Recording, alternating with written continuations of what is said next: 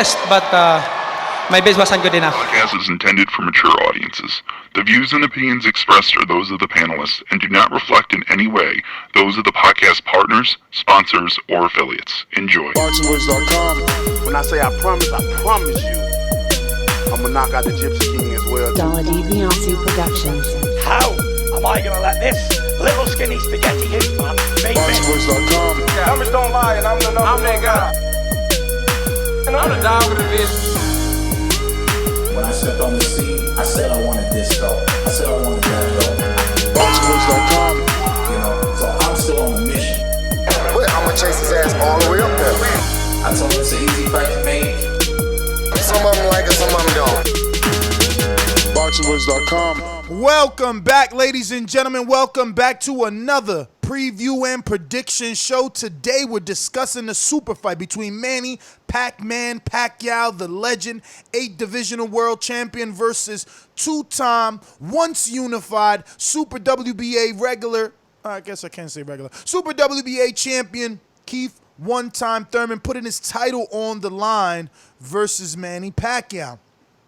So we'll be bringing you, obviously, previews and prediction of that fight, as well as a WBC vacant interim title on the line in the heavyweight bout over across the pond on Matchroom Boxing, viewed on DAZN for us Americans.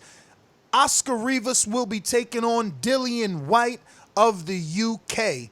Colombian power puncher trained by Mark Ramsey.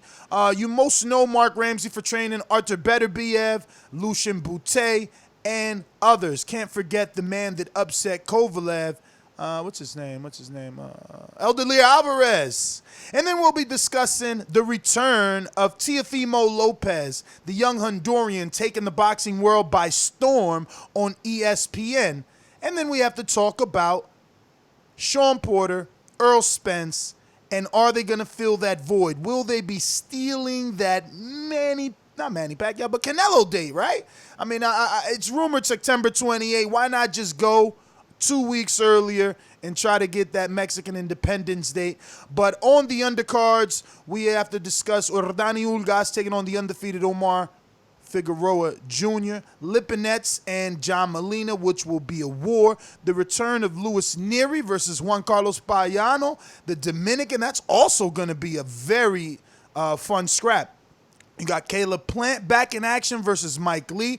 Efe Ajagba's back in the heavyweight division in the 10-round already, moving quickly. We got so much news and notes to talk to you about. I'll let Mike jump in. Mike, Indiana, my co-host. You know the number to call in, 1-425-569-5241. Add Nestor Gibbs on Skype to be part of the conversation. That's NESTORGIBBS. Talk to us. We're going to be here for about 3 hours. DAZN Productions.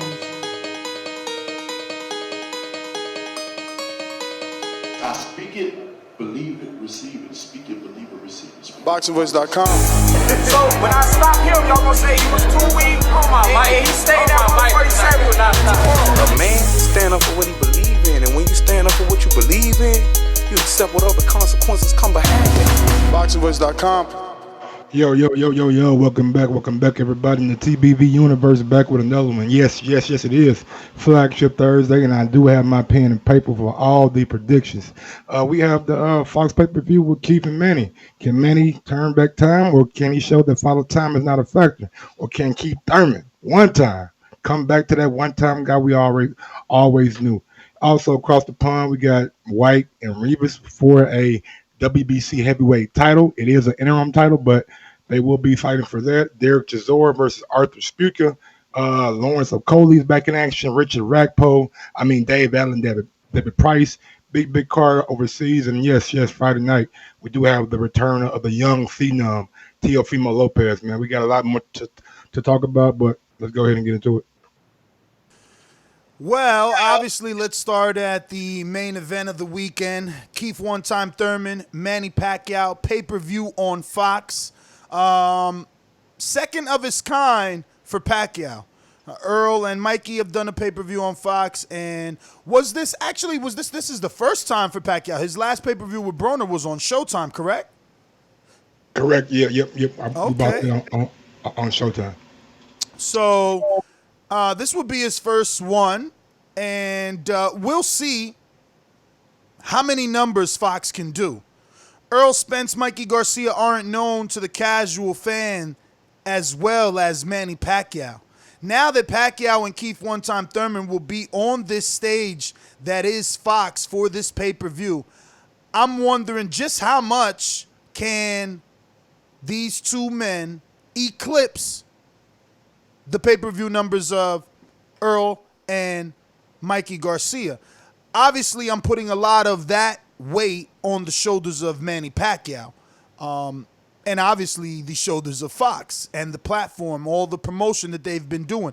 Do you anticipate this being more successful than the last Fox pay-per-view? I mean, it's not that I'm looking for comparison, but at the end of the day, it was a welterweight pay-per-view. It was on Fox. This is a welterweight pay-per-view, and it is also on Fox. I don't really know the numbers last time for Earl and Mike. I know it was rumored like 360, then damn came up to like 425. I know it's I'm gonna just go with 425. And if I knew the Broner and Pacquiao number, then I could really give you a good. Wait, wasn't Broner Pacquiao also 400? Let me see. I'm pretty sure they did 400. If they did 400, then I do expect this to do more because I think this is a more competitive fight, but. Yeah, because, I mean, maybe some people didn't buy that one knowing that Broner wouldn't let his hands go. Maybe they were, savvy enough to know that Broner isn't the guy. But Thurman, with the talking and the past highlight knockout reel, maybe he could convince a few casuals to sign up to this one? Yeah, you're right on the money with that Broner and Pacquiao pay-per-view. 400,000 pay-per-view buys according to ESPN. So I do expect this to do more than 420. That was rumored for Earl and Mikey. That's the highest rumor. I expect this to maybe break the 600,000 barrier in the high five for sure. I think people may be a little bit more intrigued with all the trash talk that Keith has been talking about, like I'm going to retire Manny Pacquiao. You got T-Rex arms. Jeff Horn beat him up. A lot of things. Crucifixion. Huh? The crucifixion is what really got under his skin. Okay, yeah. He said he was going to crucify him. You know, he spoke of the thorned. What is that called? The Jesus Christ they put on Jesus Christ. The Romans did with the thorns on the head. Thorn crown. Yeah, he spoke of all that. So he is definitely trying to get under the skin of Manny Pacquiao, and for lack of better words, what better way of doing it than to use the religion against him is really what he's been doing. Even in the face-off, he's like, Manny, I know what you want to say. You want to say this, but you can't. Teasing him. And all Manny can do is laugh. And hopefully that translates into frustration if you're Thurman and his team, if that's the plan. Man, I've been doing a lot of research. This is a very good fight. I'm so excited to bet. I'm just being honest. I don't think I've ever been this excited to bet on a weekend because it's not just the Keith Thurman, Manny Pacquiao fight. The entire weekend is pretty good. That Oscar Rivas and Dillian Whyte fight, whoa. Is there some money to be made there if you believe in that left hook of Dillian Whyte? I mean, knockout money is very, very sexy for both men. They don't think Rivas is doing it, so if you're a Rivas fan, kaboom, kaboom on that motherfucking paycheck if you land the right, fashion in which Oscar can do it. Same thing goes for Pacquiao. They're plus money separately by decisions and by knockouts. So this is a good time to be a boxing fan and a good time to be a fan of either Pac or Thurman. Either way, a small bet, you're going to come out on top as long as your man wins. But that also tells you that the betting lines don't know. Oh, shit, you got some tang over there, too? That also tells you the betting lines don't know what's going to happen, man. And that kind of made me nervous, It's so tight. So normally I go to resume on these types of fights. I say who's got the experience, and it's Pacquiao. All signs point to Pacquiao. which is a bit sad, right? I'm a Keith one-time Thurman fan. But is there ever been a version of Keith, healthy, not healthy, that was ever better than Pacquiao? I mean, yeah, absolutely. Oh, The really? Keith that fought Sean Porter was better than the Pacquiao that fought Jeff Horn. That's just my personal opinion. But getting back to the prediction on the buys, I do think that this preview could possibly do upward towards of 600. I think with the cachet of Pacquiao and all the trash talk of Keith Thurman and just the whole old man versus young man thing, and this being a welterweight fighting, we know the welterweight division has been one of the division that fans have been very interested in for a long time, you know what I'm saying? So I do think that this is a big fight, maybe not as big as I would hope. I really haven't heard many casual people talk about it, but I do like what Fox has been doing with the rollout of promo, a lot of commercials, a lot of promos doing TV shows, a lot of promos doing sports events. So that's good for Pacquiao and Thurman. But yeah, I think you do about 600,000 buys. You know, it's kind of underwhelming, 600,000. There was a time when Pacquiao and Mayweather could fight anybody and do $1 million or very close to $1 million. Is it the old age? Is it too many controversial losses for Pacquiao like Jeff Horn and Timothy Bradley? Is it the knockout of Marquez? What is it that you think has spiraled Pacquiao downward? Like, why are we talking 400 and 600 when this dude used to, you know, obviously clear 900,000 without an issue? I mean, obviously, Pacquiao has gotten older. He has been knocked out. He did lose to Jeff Horn. His fight with Lucas Batiste was, in my opinion, underwhelming. And we just live in a new age, man. We live in the age of streaming. So those links will be hot and ready for anybody who is a boxing fan or even a casual fan that know how to use a computer. So I don't think it's an indictment on Pacquiao or Thurman. I just think it's an indictment on the times we live in, and maybe got a little bit to do with the age or the decline of Pacquiao. He's not what he once was when he fought those guys and Marquez and Bradley. We really didn't see that Pacquiao against Mayweather either. So. But why is it that a guy like Bernard Hopkins, obviously not really on this level in terms of pay-per-view, but the betting lines would never have him this close with, like, young, fresh guys. Like, this guy fought Tavares Cloud, who was IBF champion at the time, and was still betting favorite. Like, and he was always older than everybody else who's trying to fight old. Like, we look at Pacquiao and Floyd like, oh, let him retire, leave him alone. They're old. It's like, bro, B-Hop fought into his 50s, man. He was still out here fighting Joe Smith Jr., which happens to be the biggest name on Bivol's career right now. So, like, was he truly an alien, or are these guys not pushing themselves in the gym like B-Hop? Is it genetics? Like, what the fuck is going on? Like, why is Pacquiao washed up and B-Hop could fight into 50? B-Hop went to jail, got out when he was about 29, right, in his later years. So he didn't take a whole lot of wear and tear when he was younger. And B-Hop don't smoke, don't drink, don't even eat sugar, I think. You know what I'm saying? He's a very, very strict man and take care of his body. So him fighting to 50, we've seen guys in the UFC try to do it. But I know Herschel Walker is like a guy that I always think about when I think about older guys, because that motherfucker is ripped up to be like 55 or however old he is. But I got to disagree. I don't think Joe Smith Jr. was the biggest name on Bivol's record. I think Sullivan Barrera is a little bit bigger name, but that's just my opinion. You bugging. You bugging. Okay. We about to turn it into a debate real quick, because look, easy win for me is who holds the better win. And Barrera don't got a bigger win than Joe Smith Jr. Joe Smith Jr. knocked out. A great win over 50 B-Hop. If that's what you want to hang your hat on for your career. Hell yeah! That wasn't just a great win. Oh, and I can't even go on up you. Who beat Joe Smith Jr.? Didn't Bivol? Nigga, didn't Sullivan Barrera?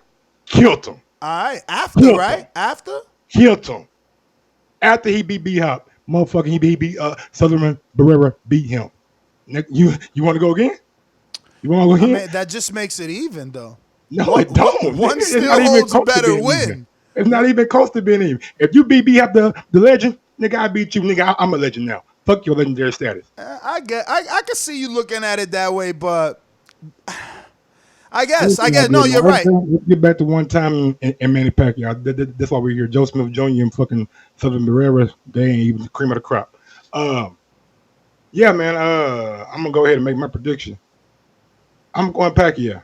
I think Pacquiao maybe Keith Thurman woke up the sleeping dog. You know what I'm saying? Maybe Pacquiao was pissed off. You know, who knows? Maybe Pacquiao comes out and fight like he never fight before and forces Keith Thurman to either stop him or get stopped. So I'm a roll the dice and go with Pacquiao this weekend. So you leaving your exact pick for the betting show? Because I could understand that if you just letting the world know Pacquiao to win and you don't want to be specific. Cause I ain't putting no money down right now, so that ain't even worth me talking about right now. All right, so that's what I'm saying. I just want to make sure Patreon members, is everybody a Patreon member listening? All right, so I just wanted to make sure that you. I'm going Pacquiao.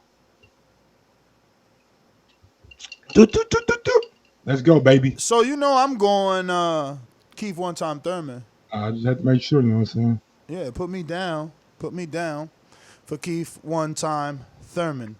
And then on the undercard, we bet on 5 dimes. This uses DraftKings, and if you are in New Jersey, you can also use FanDuel. Yeah, you can use FanDuel. I'm sure they got the Pacquiao fight because they wax sauce. They if only you got were a while, fight. like most of us, you know what I'm saying, you got to either use 5 dimes or Bovada. Yeah, so Pacquiao is gonna slide Thurman. Hey, I know, word is born. You the biggest Thurman hater in the world. We gonna get this bread off one time. What up, N.O.?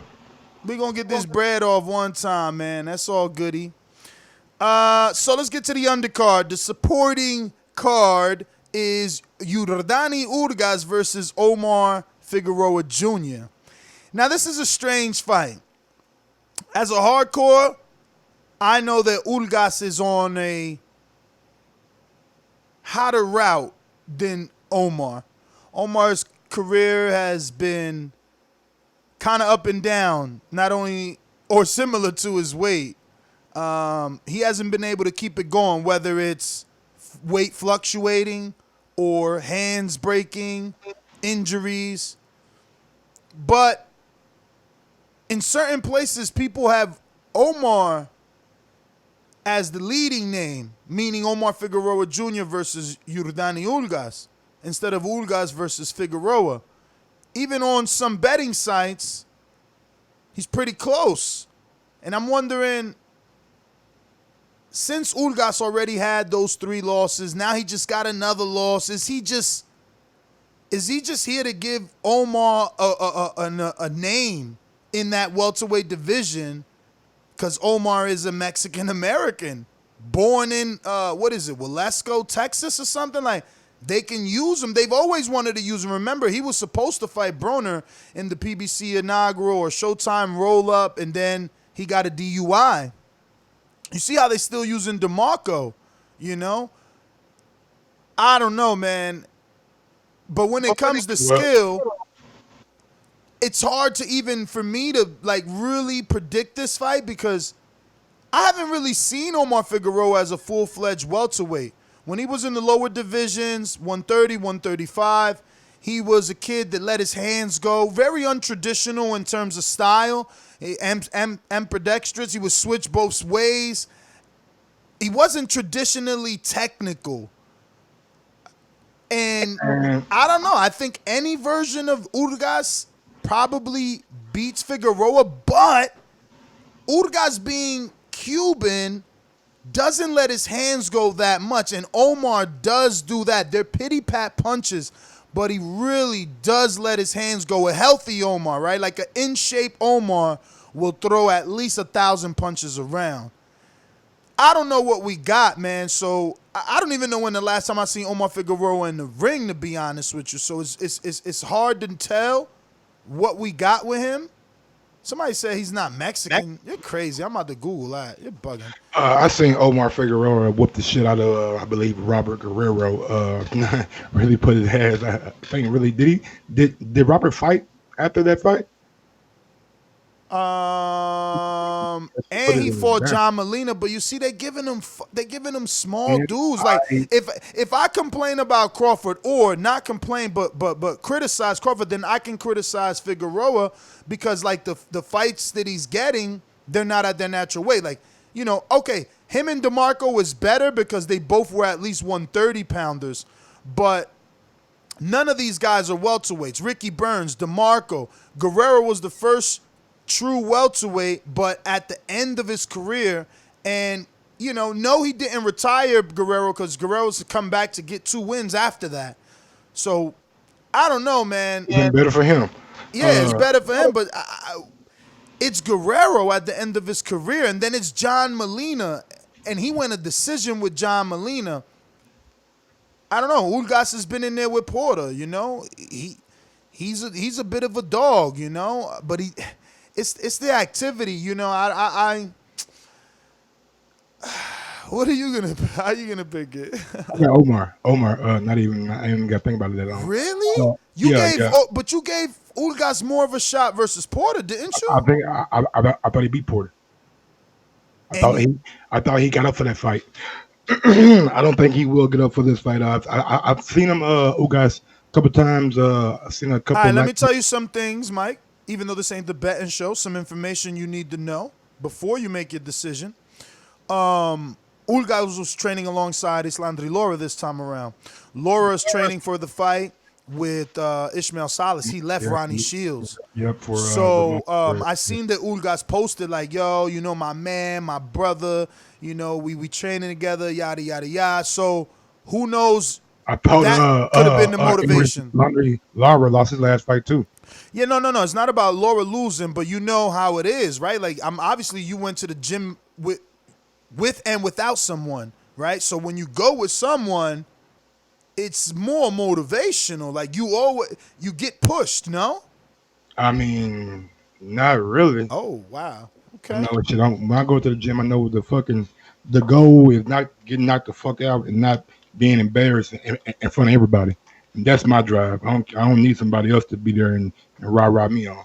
No, I'm not saying that. But what I'm saying is when you're in the gym with one of your mates, you don't work a bit harder because y'all together? It's competition or, I don't know, team sports? I don't know. I mean, I'm not going to drive it in. If it don't work for you that way, it don't work for you. I'm one of those guys. Like, I'm definitely a dude that I'm going to work harder. Because, like, you can even, if you got somebody, now you can put more weight and you got, like, a sparring partner and everything. You can just do more if there's someone there. But I guess it's, no, it doesn't work like that way for everyone. I don't know. Figueroa's still the smaller guy moving up, man. But, all right, you got Figueroa. We'll keep it moving. Yeah, I don't think Ugas does enough activity in his last fight. I know it wasn't against Sean Porter. He was against somebody else. He really didn't too much impress me that much. So I'm I'm not really a big fan of Ugas, but I did think he did beat Sean Porter. But again, I don't think that he will beat Omar Figueroa. I think Omar could possibly do some body damage because we know both guys like going to the body, and Omar does do a lot of pit-pat shots. But I do think when it's all said and done, Omar activity will get him denied against Ugas. Man, I still don't know if to pick Omar or Ugas. I'm about to check the betting line, see how they looking at it.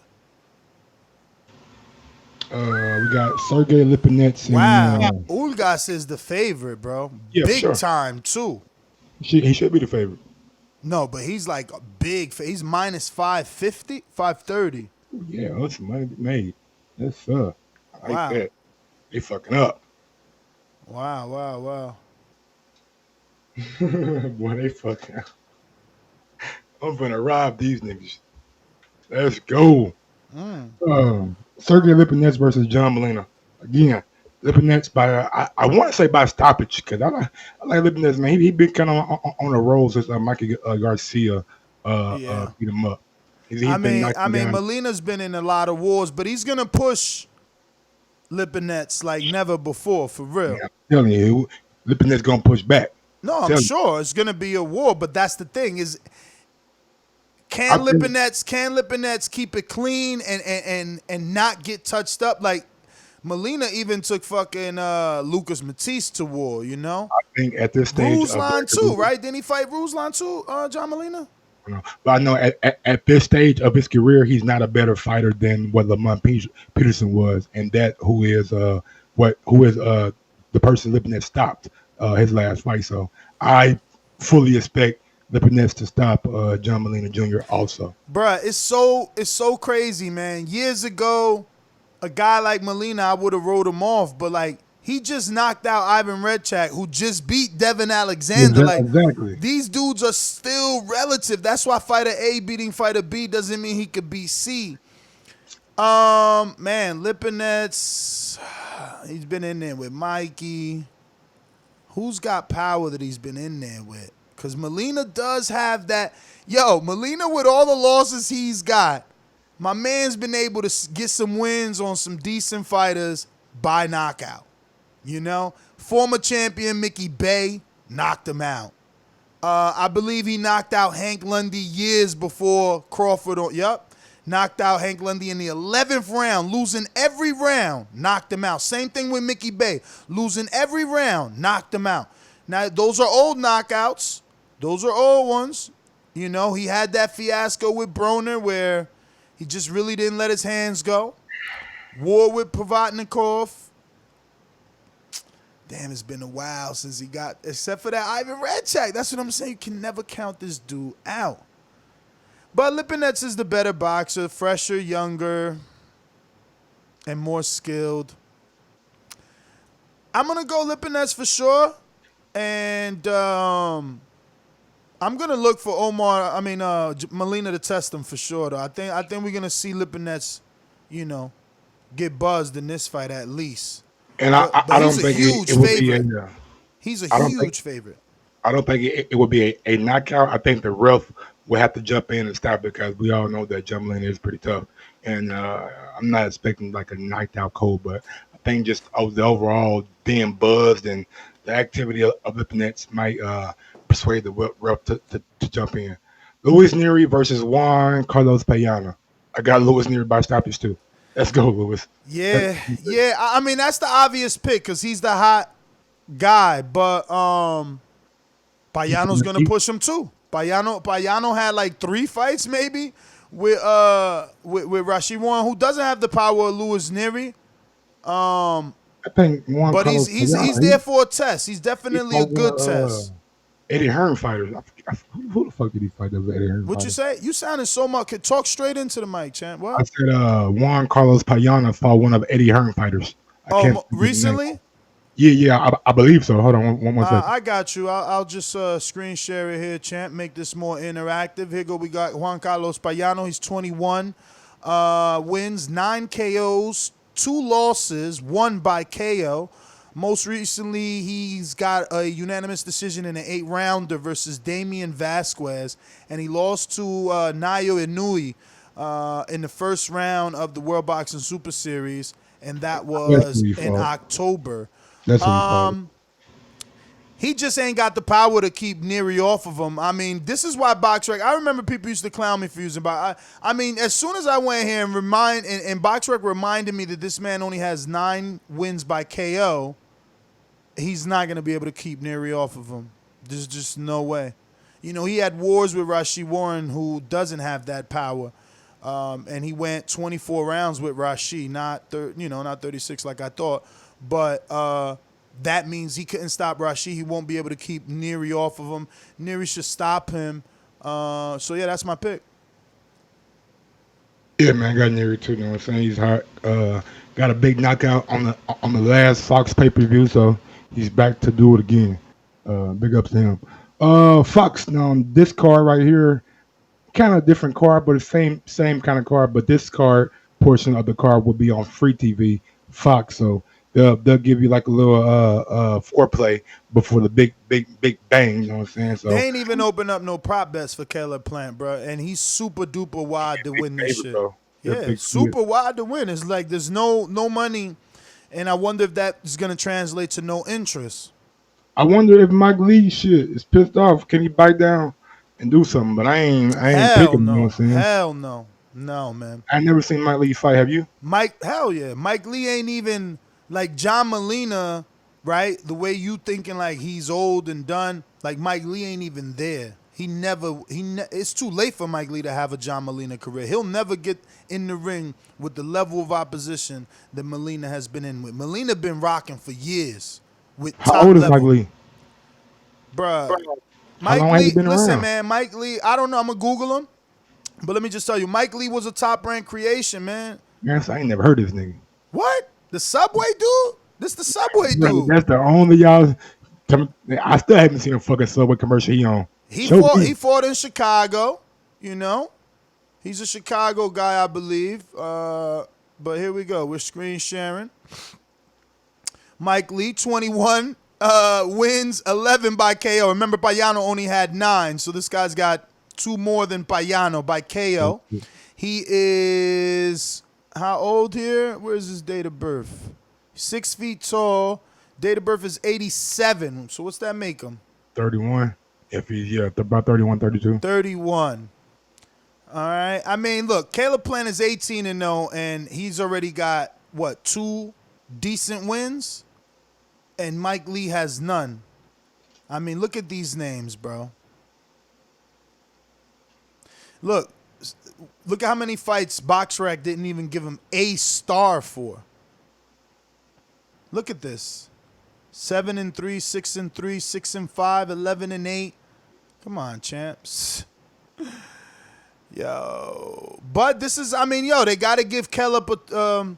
you got to give him. But you know what? But I don't get that, though, right? Like, he just fought fucking, supposedly the boogeyman of the division, the guy that James DeGill dropped his title because he didn't want to fight Jose Takagi, the fuck Wi-Fi password guy. Yeah, but that was for the belt. That was for the belt. I know. And Plant took it to him, knocked his ass the fuck out, knocked him down twice, and showed that he does have a little power. So he ain't knock him out. He got the unanimous decision. I went back and said knocked him down twice, didn't knock him out, got the decision. But he did show that shit he belonged. You know what I'm saying? He is one of the maybe premier guys at 168, and maybe him and David Benavidez can fucking have a showdown. Quick sidebar. Jose Benavidez had to pull out of his fight because he had a leg injury, so he won't be fighting.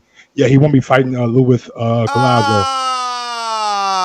Man, I wanted that fight, bro. God damn. They say Luis is looking for other opponents, and hopefully they can revisit that fight later on when his leg heals up. But that's bro, I really needed that fight because it would have told us so much about Benavidez, which in terms tells us something about Crawford. You know, Benavidez proved to be durable in that Crawford fight. So I want that to be true. You know, I didn't want it to be, or I did. Who knows, just to tease you and Crawford, right? Like, what if Collazo went in there and blew them out? A dude that Crawford went 12 with. Hey. And now we don't get that barometer, bro. Fucking hell. I was really... And not only that, like, it helped Collazo with the Crawford fight. We know they signed him for Crawford, but at least if he goes through Benavidez in fashion, we ain't so sour about him fighting Crawford because he's still 37, bro. Like, he's 37. Damn, bro. That's some leg injury. My man been shot in the leg. He ain't want that. He ain't want that fight, bro, man. He didn't want that fight. They seen that tape, man. You seen what he did to Parella and what he did to Samuel Vasquez. Collazo's shittiest fight for me was that Amir Khan fight. Game plan went out the window. Hands down, just chasing Khan with his face. I ain't understand it, bro. And I really thought he was going to maybe upset Khan because I never believed in Khan. I thought anybody could beat Khan. Bird is born. And I thought Collazo would do it, but then he just went in there with the crazy game plan. I thought after that fight he would retire the way he fought. Have you ever seen that fight? Nah. If you have a good time, I mean, I know it probably ain't worth it to you, but, bruh, it made no sense, this style of fight, and I thought he just was quit. Like, he was going to give up boxing after that because he threw everything to the wind and was like, fuck it, just hit me. He was chasing Khan with his face. It was crazy. But looking at this Fox card, I'm looking at it like Plant probably get a stoppage. Efe probably get a stoppage. Abel Ramos probably gonna get a stoppage. So I think they're setting it up, maybe driving the things towards the pay-per-view. Like, oh man, I just want to go back to why it was Mike Lee, because in your opinion, right? Like, you're a boxing promoter manager. What's better for your fighter to get a decent fight, like, I don't know, Lucas Matisse, Danny Garcia on the undercard of Mayweather Canelo, because that's what this is. A Pacquiao versus Thurman pay-per-view undercard. Like, let him get some shine. So is it better for him to shine with a tune-up that he's really going to shine and outclass, or is it better for him to shine with a person that the public thinks is a threat that he's really going to outclass and get credit for? Like, let's be honest. Most of the people that are going to watch that headline for Fox is not going to be like the hardcore boxing fans. It's going to be a casual fan. They're going to see a white guy, which is very good for Caleb. Well, two white guys in the ring. And if Caleb Plant goes out there and puts this guy down in a showcase fight, because make no mistake about it, this is a showcase fight.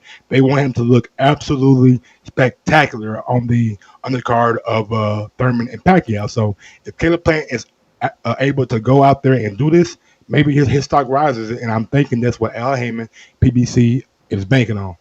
Now let me ask you, doesn't Caleb Plant look spectacular versus Caleb Truax? Nah. No? Caleb Truax is a come-forward fighter, tough, gritty. We know he beat James DeGale. Maybe he wanted the James DeGale that we all knew, but he did beat him the first time, right? Besides George Groves, because everybody says that George Groves fight was kind of iffy, but Caleb Truax was one of the first guys to put an L on James DeGale record and really took it to him. So I think that's a dangerous fight for Caleb Plant and Mike Lee. Like, man, who the fuck knows Mike Lee? Say what? Who the fuck knows Mike Lee? I mean, it is what it is. Yeah, that's what I'm saying. Nobody knows Mike Lee. Don't more people know Caleb Truax? Wouldn't he get more respect for that fight? Former world champion, been in the ring with Daniel Jacobs, got a win over James DeGale. I don't know, more buzz. And I hate to say this next name, word is born, because this my man's in them, but doesn't Caleb Plant, isn't it a better fight on the Pacquiao undercard with Peter Quillen? Got like 2 fights at 68. Bigger name, again, former champion. They're trying to have him in a showcase exhibition. Why would you put him in there with Peter Quillen or even Caleb Truax? Those guys are dangerous. Put him there with Mike Lee and let him look spectacular. I mean, that's what I'm saying. That's what I'm saying. My question wasn't Mike matchmake him properly. My question to you was, look at what they did with Danny and Lucas Matisse on the undercard of the biggest pay-per-view back then, Canelo and Floyd. Doesn't it do better for a fighter to do what Danny Lucas did? Obviously, Danny became a star, solidified A-side in most of all his fights after that fight on that platform in front of those people. So I'm asking, is it better to get matched tough in front of the eyes of the world when you got the eyes looking, or is it better to do this and just look good? What is Mike Lee record? Bro, you gonna make me Google him again? Yeah. What's Mike Lee record? Ain't it like 21 21 and 0. Do you know how many casual people they plan on drawing in on Fox alone? They want people to actually build up and go buy that pay-per-view. So I'm telling you, millions of people will see Caleb Plant. A lot of those millions of people won't be hardcore boxing fans and won't know who Caleb Plant is, won't know who Mike Lee is. Now, are we sure it's going to be millions? Because isn't this prelims? This isn't the actual pay-per-view. Yeah, we seen Caleb Plant his last fight do like 1.8 or something like that on when he fought Jose Uzcategui. Shocked the shit out of me, but did what he did. So I'm just expecting them wanting Caleb Plant to shine, and that's what you do. You give him an undefeated fighter, Mike Lee. I mean, he's never been beat. Yeah, got 11 KOs or what the fuck ever, and Caleb Plant gonna mop the fucking floor with him, and that's how you build a star, in my opinion. Man, all right, let's see if that works for real. I mean, you know, you might be right. two white guys on terrestrial TV. Both undefeated. Come on, man. Come on, bro. Hey, yo, do you think that if they ever, yo, but do you think white people love Fox? Do you think that they would ever like fully come out and embrace that whole great white American hope for Caleb, and would he accept it? Because he got mad swag. He obviously from the hood. You know what I mean? He might not want that whole gimmick attached to him. I don't think. I mean, I just think just be yourself. I mean, if that's who he is, people love Eminem. People love Marshall Mathers. They do. He got that crazy vibe about him too, right? What you mean crazy vibe? I mean, like he's a hood dude. You know what I'm saying? Don't talk shit and all that shit. Like, I mean, he's not the typical white guy in my opinion. I mean, Slim Shady's not the typical white guy. Yeah, no, he's not. If anything, Mike Lee's the typical white guy. Yes, so just by Caleb Plant just being himself, like you ain't gotta subscribe to the Great White Hope and the button down. Like people ain't on that cookie cutter shit no more. But give me what's real, and people like what's real. If you're white, black, it don't matter. I think more white people would get behind him if they find out about his story, about his tragedy that he had in his life, and how he's using boxing to propel himself. So I think they're doing what they need to do and to push him and make him a big star. So there's no prop bets on him, but do you think he gets the stoppage? Absolutely. But you never seen Mike Lee fight. And I'm not throwing that out there as to antagonize you or anything. No, I have never seen him fight before, but I think he absolutely. If y'all tell me y'all most known for fucking Subway, Caleb Plant for beat his ass. Straight up. Yeah, I mean, he's never been on this level. And, you know, Caleb is one of the dudes who has a ring name that really suits him. He's sweet with those hands for real. So this dude's just never been on there. I'm going to look for him to be getting touched all day, kind of like, you know, you just like it's going to be so evident that he's not on that level. Like if he doesn't get stopped by power, it will be stopped by the corner or ref seeing that he's just being outclassed tremendously. We got a super chat from my guy H Money, the boxing voice. Ness and Deontay Wilder will take over the UK.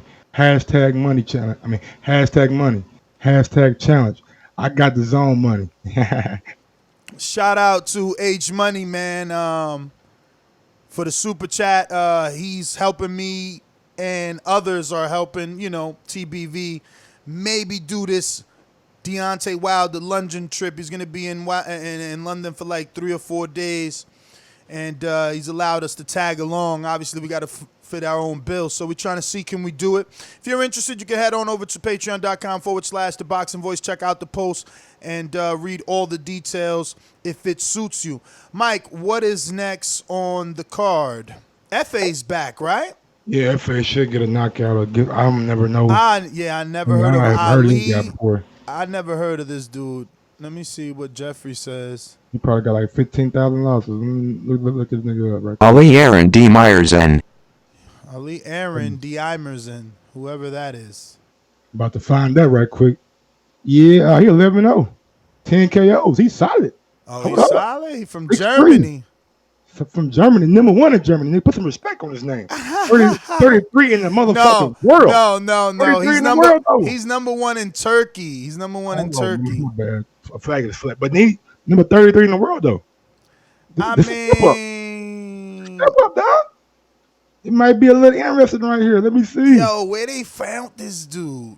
Has he fought anybody? Let me see. Hell no, he ain't fought nobody. He fought a bunch of Turkish motherfuckers. Hey, at least he's a real heavyweight. Like he's heavy. He's heavy. Look, he's a heavyweight for real. How much he weigh? Oh, he fought Michael Sprott. Yeah, how much he weigh? He knocked him out. He looks like he was 266 his last fight, and he started his career at 244. Shit. Oh, that's shit. His last fight he won by DQ, World Boxing Organization, European Heavyweight title. Uh-oh, Efe coming for that WBO route. Tyson Fury. Be careful now. Be careful now, Dillian Whyte, you highly ranked motherfuckers in the WBO. Hey, real quick sidebar. Adric Cowbell will be fighting Joe Joyce for the EBU title. If they can't come to a agreement, then they will go to purse bids on September 3rd. So Efe will be fighting Ajit Cowbell. Cowbell is most notable. I mean, not Efe, but Joe Joyce. And Cowbell, most notable win is Dereck Chisora. He beat Dereck Chisora a couple years back in Monaco. Before the rematch, too, for Dillian Whyte. Yes, before the rematch. So, yep. So there you go, man. Joe Joyce going down, trying to get that EBU title, the European blue belt, the one that David Avenesian was mandatory for Josh Kelly, but Josh Kelly and them took a different route. But back to this guy, number one in Turkey, man. A lot of tough guys come from Turkey, man. I've seen a lot of movies. Word. I think Efe, man, should fuck this down. It's gonna put Efe highly ranked if he beat this nigga.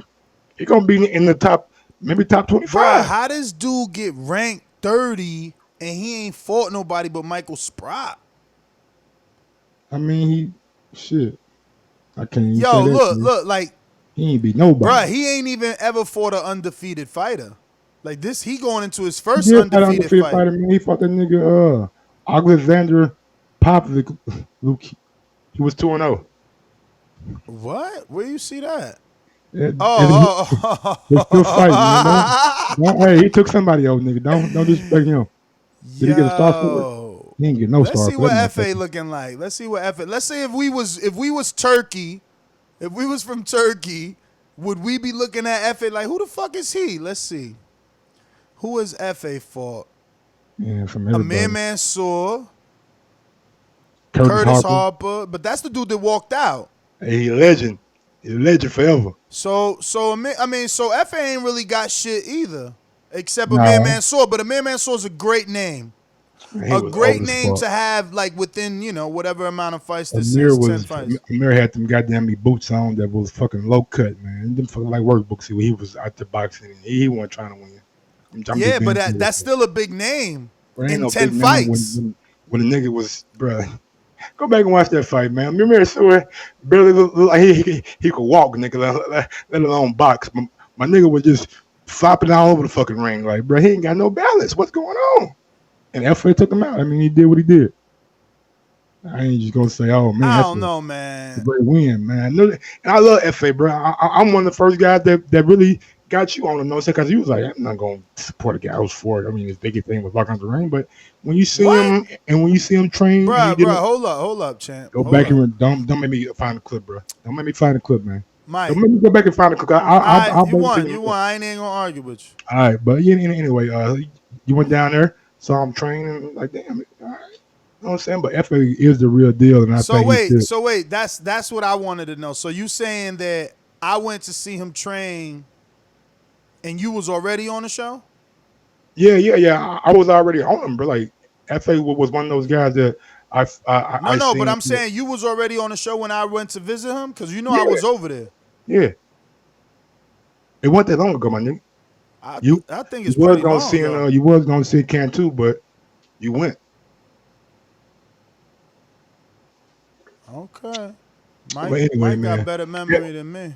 Efe the real deal. Long ass reach, solid jab, works with Ronnie Shields. We all know Ronnie Shields is one of the best guys. Ronnie Shields lost Laura though, man, and he lost Jermell. Laura got to blame somebody. He done lost to a fucking herd, and he took a nigga to a draw that in my opinion beat him. Who was that fucking last fight that he fought? I want to get that man some credit. Wasn't it Castellano? Yeah, Castellano. Well, I mean, yeah.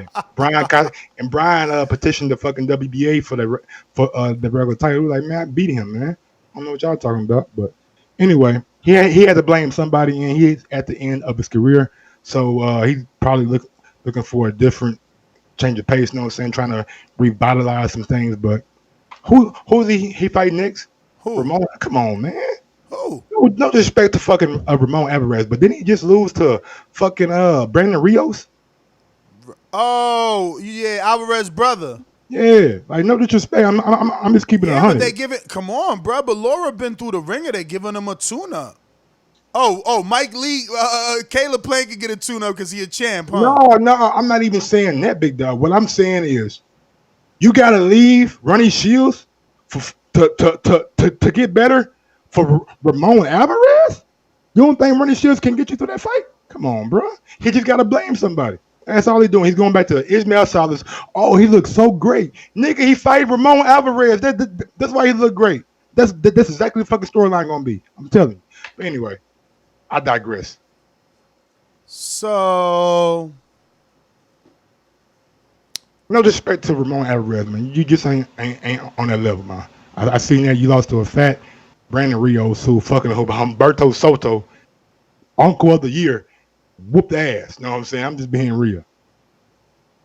Yeah, so when I went to see Efe, it was 2018. Damn, that's right. That was like ain't too long ago. About to be a year. Efe Ajagba. That's my man's in them, Efe, man. Abel Ramos versus Jimmy Williams. I know Abel Ramos. I only probably like seen him probably like once or twice. I'm not really in depth on him, so maybe you know more about him than I do. Let me check his face out. Oh, you ain't never seen him. My nigga Abel. What's up, Abel? We gonna give you your proper shine. 3 losses. Let me see these losses. Jamal James, Ivan Branchek, and Regis Prograis. Yep, that's how I know him. Regis Prograis. Draw to the Wolf, Levan. I can't pronounce your last name. Used to train with Virgil Hunter, and a draw with Maurice Hooker, the WBO champion. So homeboy obviously could fight. I mean, his losses are to decent opposition. Branchek, former champion. Let me screen share this for y'all. Regis current champion. Champion. Jamal, not top contender in my eyes, but top contender in the rankings. You know, and even his draw, the only questionable draw, which I would have liked to see this be a win, is versus the Wolf, Levan. Hold on, my nigga got an unknown on this motherfucking record. Who? My nigga Abel Ramos. And then Cheers Bar and Tijuana. This should say unknown. The opponent. Nigga You're about to cook, my nigga. He about to cook. Yo, that's crazy. I haven't seen that ever. Wow. You can't even click on that shit. I was like, hold on, he got an unknown? The nigga he fought ain't even got a record. You know what I'm saying? They just reported it like, bro, I fought. Nah, who you fought? I said I fought. Hey, I fought and I got a stoppage. In the first round. Never mind that was the cartels put it on BoxRec. They said who he fought. Never mind who he fought, motherfucker. We about to go into a Fox pay-per-view. You better put him on there. Yo, but his next win was versus Chi Santana. You know, that's a dude. But you know the thing is with Santana, like I know Santana and give him credit for having a great fight with Saddam Ali, who I believe he ultimately lost to Ali. Yes. But then we see Ali is like he deteriorated. You know, he was just like, but look, he got a UD with your man and Crawford's best friend, Jose Benavidez. So, you know, and another UD loss. All these are losses though. So Abel Ramos is right there in terms of skill. Obviously, you know, he's probably one of those guys that got to turn it over, but he's been on a win streak since the Jamal James loss. But they look to be all in Mexico, which, yeah, man. Who is he fighting? Jimmy Williams? I guess he's here to win because I never heard of Jimmy Williams either. Dude got an unknown on his record, you know what I'm saying? I ain't gonna give him too much pub. We got a super chat from H Money, the boxing voice. TBV and TMG for life. Another one from Edward Santiago. What up, Santiago? What y'all think about Efe versus Washington or Martin? I think Efe beats Washington. I think Martin may be a little bit too soon, but I think he beats Martin too if they make the fight. I don't know, man. Washington impressed me with the knockout of Helenius. I mean, your boy Dillian Whyte couldn't even knock out Helenius, so it's like, whoa, I wasn't really expecting that. Yeah. We got one from Daniel Vasquez. What y'all think about Gabe Flores? He's only 19. Yeah, man, Gabe. Nah, Gabe is that dude, you know? Yeah, for they sure. gonna take their time with him, though, but that's what they need to do so that he's nice and seasoned, man. Who said it was? Season the chicken. I was going to ask you. Now you said AJ. No. Who were we talking about? Oh Shakur shit! Gunna Stevenson. said David Benavidez will KO Caleb Plant. Hashtag TMG. Hashtag DAZN. Gunna forever. Super chat. I was gonna ask you a question though. Now I you think they said sparred a lot, man. To be honest with you, but go ahead. Shakur Stevenson should season the chicken, right? I mean, I would like. Yo, listen. At the end of the day, Mike, I'm biased. He comes from my hometown. Like he is from where I'm from. I'm not hopping on that. This is what I'm hopping on. Why shouldn't Andy Ruiz season the chicken with Deontay Wilder if he's able to get past AJ? You said make the fight right away. Totally different circumstances, right? Andy Ruiz got 4 belts, and you're not gonna get so many opportunities at undisputedness. Just think about the last time people have been undisputed in different divisions. It's hard to do because of the sanction bodies and their greed. So, yeah, for Andy or anybody. That's why we were desperately wanting AJ to make it, because anything could happen, because we knew that the WBO is going to call a mandatory. The WA is going to go and keep roadblocking it. You know what I mean? But isn't it proof that when Wilder decided to not take that money, he came back and got a bigger offer and seasoned the chicken was good? Got him more money? Yeah, he seasoned. But his seasoning is different, isn't it, Mike? When we talk about Shakur, excuse me, could be as phenomenal. Hold on a minute. When Ward was talking about Shakur Stevenson, he ain't talking about seasoning the chicken for money. He talking about seasoning the chicken to make sure Shakur is ready in talent-wise, because that would be his first title shot. Again, it's a bad analogy for you because Andy's already a champion, and so is Wilder. If Wilder was able to season the chicken for more money, why should Andy season the chicken for more money? That's what I'm harping on, not what Shakur got going on. Because Andy is without Heyman. The fight ain't going to get any bigger. The fight won't get any bigger. Bro, who is Andy going to fight? Let me ask you a question. We don't got to end this conversation. It's a good one.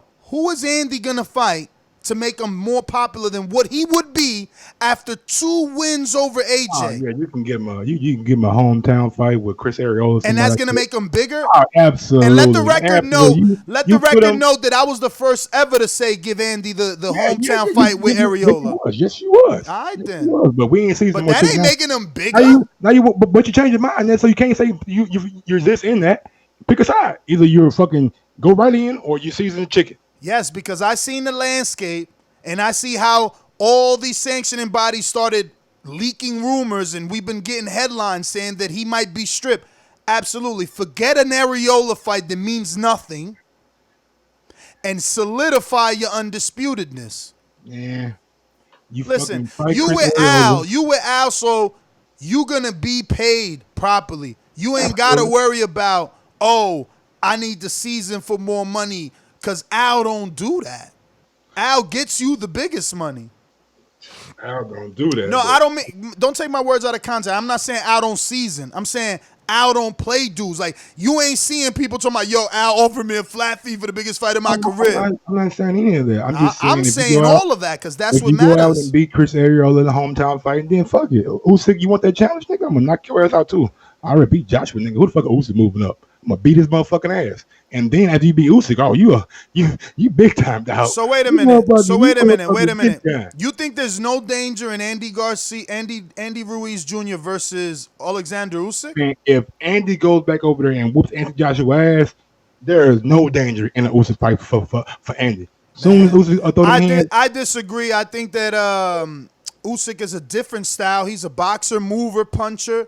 You know, it's going to present different. It's going to present different issues for Andy. I think if Andy's able to beat Joshua, Usyk would not be able to. Usyk could keep Andy off of him simply with his footwork, my man. Usyk is the fucking Lomachenko of that division. Well, of the cruiserweight. Of the cruiserweight. He showed that he can move. He showed that he can move, and he didn't need power. He showed that he can move, and he's got great footwork. Now, moving up a couple of extra pounds, I don't know if he's going to be able to still move that way. But that's what the Carlos Takam fight is for, to give us, a gauge. Yeah, man. I guess we'll agree to disagree on that. But yeah, Mm-hmm. moving on to the next card. The Zone picked up Oscar Rivas and Dillian Whyte fight, so big ups to the Zone. But it will be Yeah, a man. side. That was interesting though, right? Let's not just brush over that because um this is like Dillian Whyte's third fight now, and they finally picked up on. So good to see. And did that happen because they lost the belts with AJ, and they like, all right, now we kind of need to branch out to get more ways of attracting American viewers, or was this just Eddie pushing? Like, I mean, is this nothing to you? Because obviously, you know, we kind of figured it was going to be ESPN. I gave my take on it when I did it Sunday night when I first reported on it. So, yeah, man, just the Zone came with a good offer. We all thought that Dillian Whyte had a thing with ESPN, but it turned out that I guess it wasn't the offer that Dillian Whyte was looking for. So he's still shopping his rights to American people, and I don't think that this is a long-term deal. I think Dillian Whyte's next fight will be shopped again. We've seen Showtime pick up the what was it, the Parker fight or Chisora fight? I know that they picked up one of those fights. So Dillian Whyte's out here doing his thing, you know what I'm saying, shopping his rights around. So big ups to him. All right. So what's next? The fight, Rivas and Whyte. Good scrap, you know what I'm saying? Rivas got some good wins in the amateur. Got a big win over Brian Jennings, a guy who showed some good flashes against Joe Joyce, but wasn't very active. But he was not Jennings was not able to keep Oscar Rivas off of him. That fight, Oscar Rivas was constantly coming forward. And it's a 12-round fight. I seen Rivas on media workout day. He looked damn good on his pass. You know what I'm saying? He was doing nice that 1 minute that we seen. He looked crisp. Looked like he was in tremendous shape. You know what I'm saying? Arms big as fuck. The motherfucker got some big ass arms. Look diesel. You know what I'm saying? So I think it's gonna be a good scrap, and I think Dillian Whyte might be in some trouble. You know what I'm saying? I think I believe that he is the betting favorite, coming off of a good victory over Dereck Chisora with a knockout. Been inactive. This is his first fight this year, I believe. Been inactive since last December when he fought Dereck Chisora. So that might be a, you know what I'm saying, little ring rush. So I am leaning towards Dillian Whyte, but my mind is something that's telling me to pick Oscar Rivas, and I am picking Oscar Rivas for the upset tomorrow, Saturday against Dillian Whyte. So again, and I'm not antagonizing here, but you're leaving the specifics for the next show, right? I got Oscar Rivas. I like his activity, you know what I'm saying? I've seen Dillian Whyte hurt a couple times. I've seen Dillian Whyte hurt on multiple occasions. So I think if Oscar Rivas pushes the pace enough, maybe he probably can get a stoppage. He might need a stoppage to get the decision over there, you know what I'm saying? Because it could be a close fight back and forth, you know what I'm saying? We could get a damn good scrap, but I think Oscar Rivas does enough to get past Dillian Whyte. I don't know how it's going to end. It could end in a draw or a slight nod towards Dillian Whyte, but Dillian Whyte is in for a fight, and I think Oscar Rivas will give it to him. And I think he has the power to hurt Dillian. I absolutely do think he has the power to hurt Dillian. I think both guys have the power to hurt each other. I do like Dillian Whyte. I'm a big Dillian Whyte fan. I picked him in a lot of fights, but I think he might be overlooking Oscar Rivas with all this Deontay Wilder talk, all this WBC propaganda. I know there's a lot going on with Dillian Whyte right now, and I want to know how focused he is on this fight coming in. I think Oscar Rivas sees this as a fucking big-time opportunity. Y'all gonna put a WBC interim title on the line too? Oh, I'm finna fight. I'm finna fight, Eddie. So I think Rivas gonna come in with a chip on his shoulders, and you might see another British heavyweight go down. So specifically, though, what is it about Rivas that you think is going to cause Dillian Whyte any issues? Because I'm very interested in this fight. You know, I've watched fight footage, other people's prediction videos. Everyone seems to think Dillian Whyte should get the win. Everyone is giving Oscar Rivas credit for his amateur background It's surfaced that he holds a win over Andy Garcia. I keep calling him Garcia. Andy Ruiz Jr. in the amateurs. It's surfaced that he has a lot of fights in the amateurs. And also the win over Ruiz is so important because Ruiz only had 2 losses and Rivas was one of them. Five. Oh, 5. All right. So Rivas was one of those 5. Still great numbers. But I have so many questions about Rivas, and for you to be so confident, obviously I want you to kind of elaborate more because I see him as a guy that's never really been here. In the Jennings fight, I was talking to someone on text, I think it was Pittsburgh Bruce, and I'm like, but didn't he lose every round until he got the knockout? So obviously you have better memory. No, that's not accurate. All right, that's what I'm saying. Obviously you have better memory, so I would like your recollection of that fight as well, and how tight you thought it was with Brian Jennings, because I thought going into the knockout, I pretty much had Jennings winning. Yeah, I think it was like maybe I had it a close fight. Maybe I can't even remember, bro. I know it was a close fight. I know Rivas probably needed a knockdown to maybe get a for sure decision. But, I mean, he got a knockout, so he didn't leave it up to the judges. One thing that I do want to elaborate on is Dillian Whyte does not have a deep amateur background. He started boxing late. Oscar Rivas is something to say about a person who started boxing when they was younger and has a deep amateur Cuban background. So yeah, but then you gotta factor in that White's power is high level power, right? Because he's been able to knock out names. Rivas probably can do that. Dereck Chisora, is he really a big time name? We seen. You gotta respect. No, you gotta respect Chisora like you respect Rosado's and the He's been stopped Salib. before too, though. Huh? He's been stopped before. Yeah, it doesn't matter, bro. He was getting beat up by Carlos Payano until he knocked him out. But that's called durability. Yes. So it's called getting hit in the face too. All right, but on the undercard, Dereck Chisora's back. I bet you're not picking Artur Szpilka. I don't know what Dereck Chisora is going to show up. Is it the It don't matter.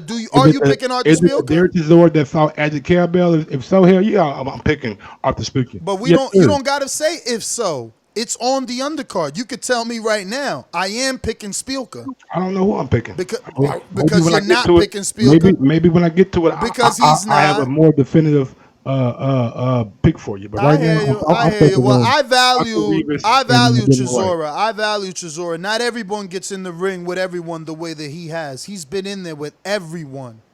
And that's valuable to me. And how many of those names did he beat? A few. A handful. Who? Off top of your head, who? Don't box wreck. Know the win. Who? His last fight, right? No, that's me. His last fight was against a nigga. What's the dude's name? Fuck, what's that dude's name? It wasn't motherfucking Pacquiao. I know that. His last fight went to distance because he was a motherfucking bum. When they did 10 rounds with a guy who ain't never. That's a good name right there. Takum is a good name. I had to tell you that. You didn't know off the top of your head. I mean, yeah. So. And the last fight he just fought, the guy went 10 rounds with a nigga we ain't never heard of. So you go ahead and pick Dereck Chisora. Pick him. So you picking Szpilka? Cause let me tell you, Szpilka ain't a real heavyweight. You're still muted, so I don't know what you just said at the end. Szpilka isn't a real heavyweight. I'm not picking Szpilka. I'm picking Dereck Chisora by knockout. Dereck Chisora, this is what, third fight now with David Caldwell, or second fight? He's completely changed his lifestyle, his body. He showed that in the fight with Dillian Whyte. He got caught. It's the heavyweight division, but he was winning that fight in most people's eyes until the time that he got caught. You got Whyte or Rivas? I'm gonna go with Whyte. I'll save anything else for the betting show tomorrow. No breakdown for the people on why you picking Whyte? I'm picking Whyte because he's been here, man. He's been here, and I seen that his power hurts high-level heavyweights. He hurt Joshua. He hurt Lucas Brown. He hurt Chisora. He hurt Joseph Parker. You know, White's biggest headbutt. Excuse me? He hurt Joseph Parker after a headbutt. Don't leave that out. I mean, that's in your opinion. It was You know, the replay. you don't know. The replay of the fight clearly showed. Sir, you don't know what moment I'm talking about. You're thinking whatever moment you see. But hurting a man doesn't mean he goes down. Right. Because when Keith Thurman hit motherfucking Sean Porter and buckled his knee, did he go down? No, but he was hurt. When Keith Thurman hit Danny Garcia and thought he hurt him, he hurt him. Parker. Excuse me? What round do you remember Dillian Whyte hurting Parker besides the knockdown? I don't know. I remember him being buzzed, bruh.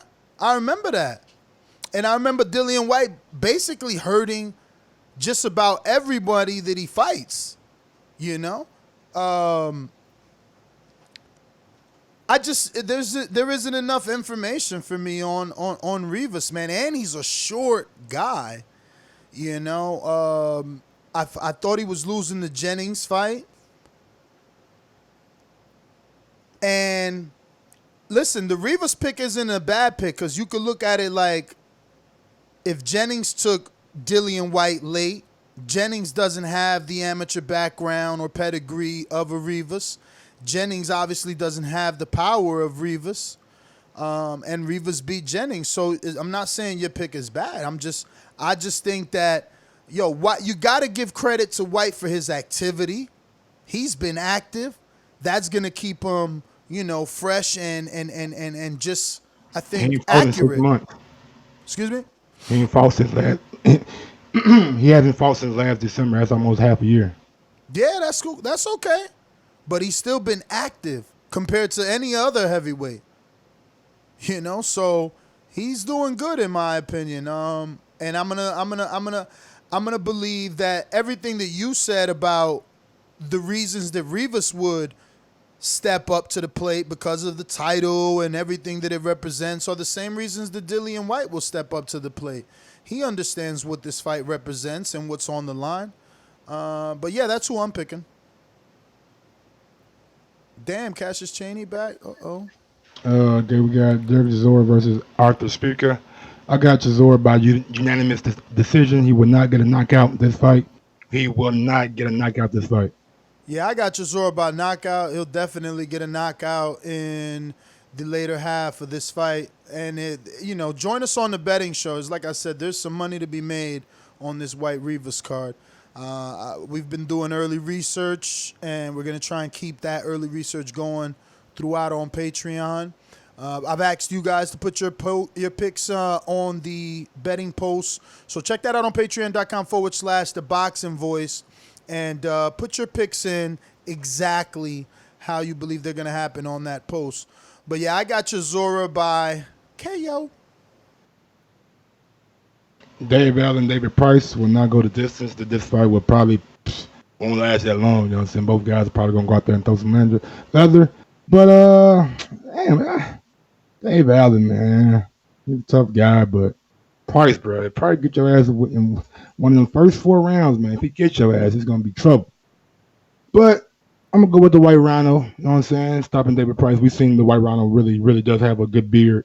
I think he'll probably stop David Price in the later rounds. Yeah, I'm also going Dave Allen, and I think that he's also going to stop David Price. I think that he's on a high. He's being trained, or at least using Darren Barker, former world champion, as a dietitian. They've gotten him to phenomenal shape. It's been a few camps. He got an impressive early round stoppage of Lucas Brown to the body, which showed, I guess, levels, right? He was a bit of a headhunter, just a brawler. And David Price is just, bro, he's just, what is that term used for a guy that didn't live up to the hype? Jag. Well, there you go. That's what this guy is. I mean, he couldn't get a win over Cash Ali. I don't even know. Like Mike said, he talked about Dereck Chisora, right? So like, let's play that game with him. Without BoxRec, what's David Price's biggest win? And this is just, for the show. I know you're not picking Price or think Price is dope, but do you know his biggest win? Like, why the fuck is this dude so popular? Because he got a gold medal 100 years ago? Yep.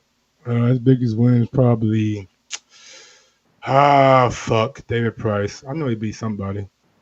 I don't fucking know, bro. I don't even think it matters. You know what I'm saying? We all know David Price doesn't get, if he don't get you out the first 4 rounds, then you pretty much got a victory. His tank is not there. He always have issues with his stamina. Every fight that I've seen him get knocked out. Povetkin knocked his ass out. Some guys I never heard of knocked his ass out. Cash Ali bit him. No, all his losses are knockouts. All of them. All 6 are 6 by knockout. Cash Ali bit him, you know what I'm saying? So that gave him a disqualification, but it wasn't. Cash Ali was having some success in that fight, you know what I'm saying, too. So it's just like, man, Dave Allen is really one of those guys that Eddie Hearn has latched on to and recognized that Dave Allen does good numbers and sells a whole lot of tickets. So Dave Allen gets a lot of chances. Dave Allen has some pretty good losses, you know what I'm saying? Tony Yoka, Dillian Whyte, Luis Ortiz, you know what I'm saying? And has some good victories, too. So I think Dave Allen gets the job done. If he's able to get past the 3rd round, going into the 4th round, I really think that Dave Allen does a number on David Price and absolutely stops him. But moving on, Lawrence Okolie versus Mariano Angel Gudino. I think it's for the WBA Continental title or Cruiserweight Continental title. What the fuck they got going on over there? WBA. I know they got like 1,000 belts and shit, man. Them niggas got too many belts. But this guy Mariano is, he's 31 years old, 13-2 AKOs. Let's see who's on his record.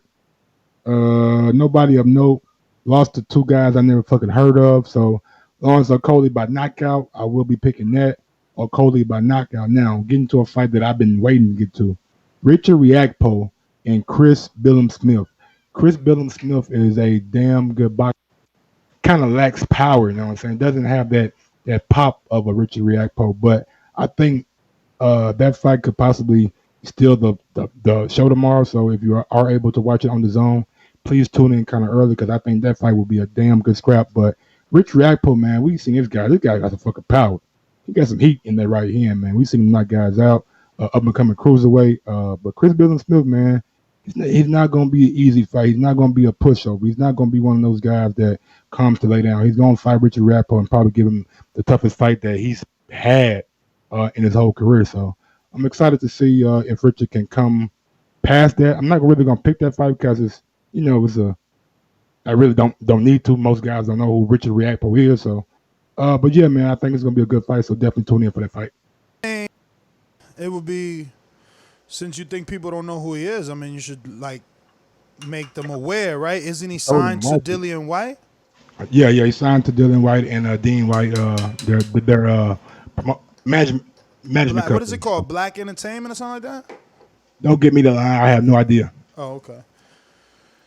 So, yeah, I've heard of him because of the Dillian Whyte stuff. He obviously spars Dillian and signed to Dillian, and he's been on a lot of Dillian Whyte cards, as well as the other one, Fabio Wardley, right? He's the heavyweight, no?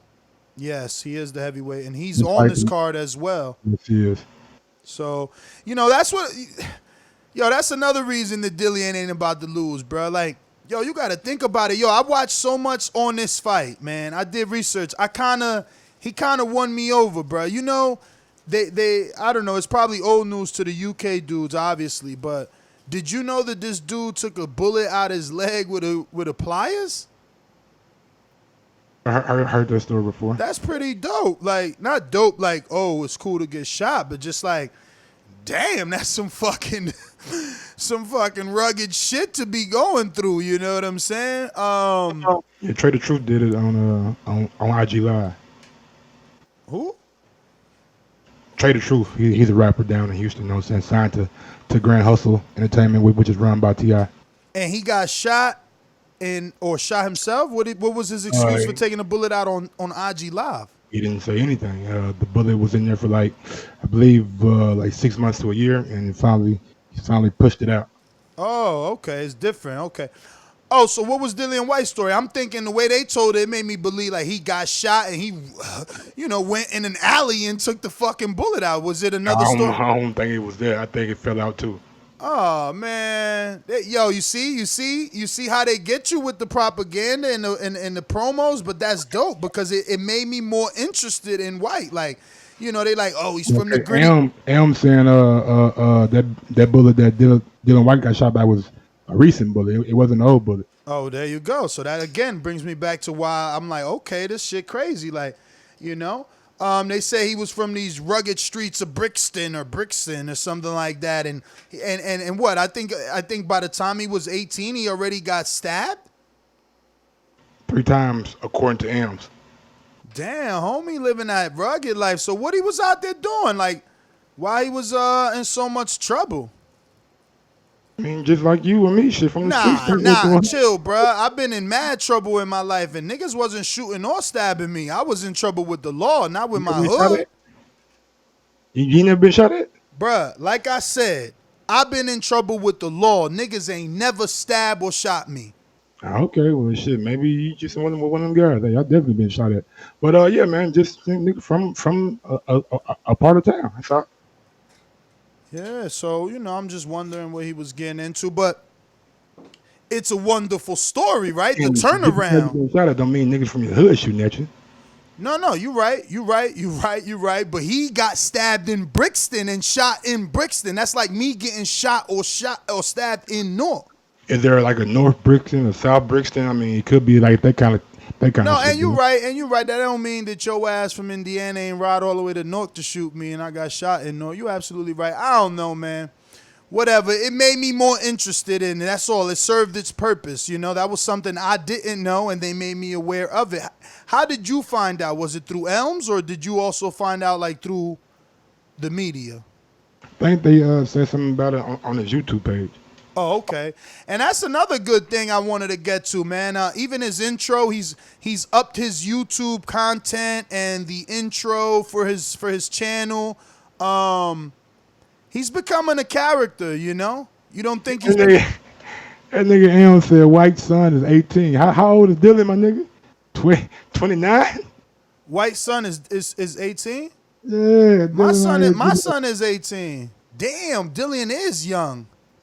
Cause how old is Dillian Whyte? Dillian ain't even 30, I don't think, my nigga.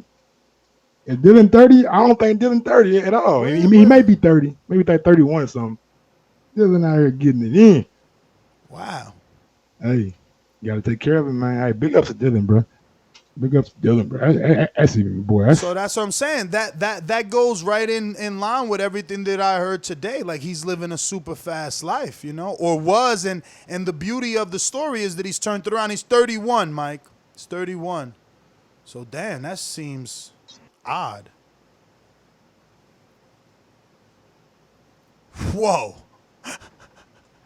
What the fuck? That must have been in Jamaica or some shit. Yo, he was out there getting man. We can't take Elm's word for it. We can't take Elm's word for how we know Elm's telling the truth. Elm's is Stan. But Elm's from the same spot that Dillian Whyte is from, like the same neighborhood. Elm's is Stan. All right, but anyway, I was gonna say, like overseas, bro, and UK nigga, you ain't got to go to school. I don't think. I think Dillian Whyte said he went to school for like 2 years and said, "Fuck it, I'm gone." You know what I'm saying? Another Keith Thurman? Yeah, I mean, yeah, it ain't like America where I think you were like obligated to fucking go to school and shit. Well, yeah, man, I got motherfucking Fabio Wardley beating whoever the fuck he's fighting, Mariano Ruben Diaz Strunts. That's a long ass name. You got 4 names for an ass whooping. ESPN Plus Friday night. Yes, sir. I'm glad they put this on Friday night, man. Big ups to ESPN Plus, man, putting this on Friday night. Teofimo Lopez versus Masayaki shit. I guess a Japanese motherfucker, all right? That's who he's fighting. I can't say his name, and no disrespect to you, brother. I just can't say your name. Yeah, man, Teofimo, bro, by stoppage, right? I mean, who is Masayoshi Nakatani? And let's find out who this guy is. I don't know much about him.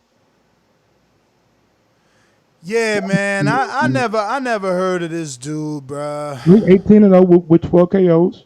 Okay. Bro, listen.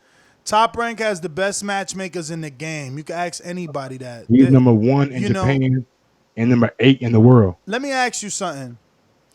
Do you remember a Top Rank upset? Yeah, Patrick Day. Oh, Pacquiao. They wasn't expecting that. They wasn't expecting Juan Pacquiao.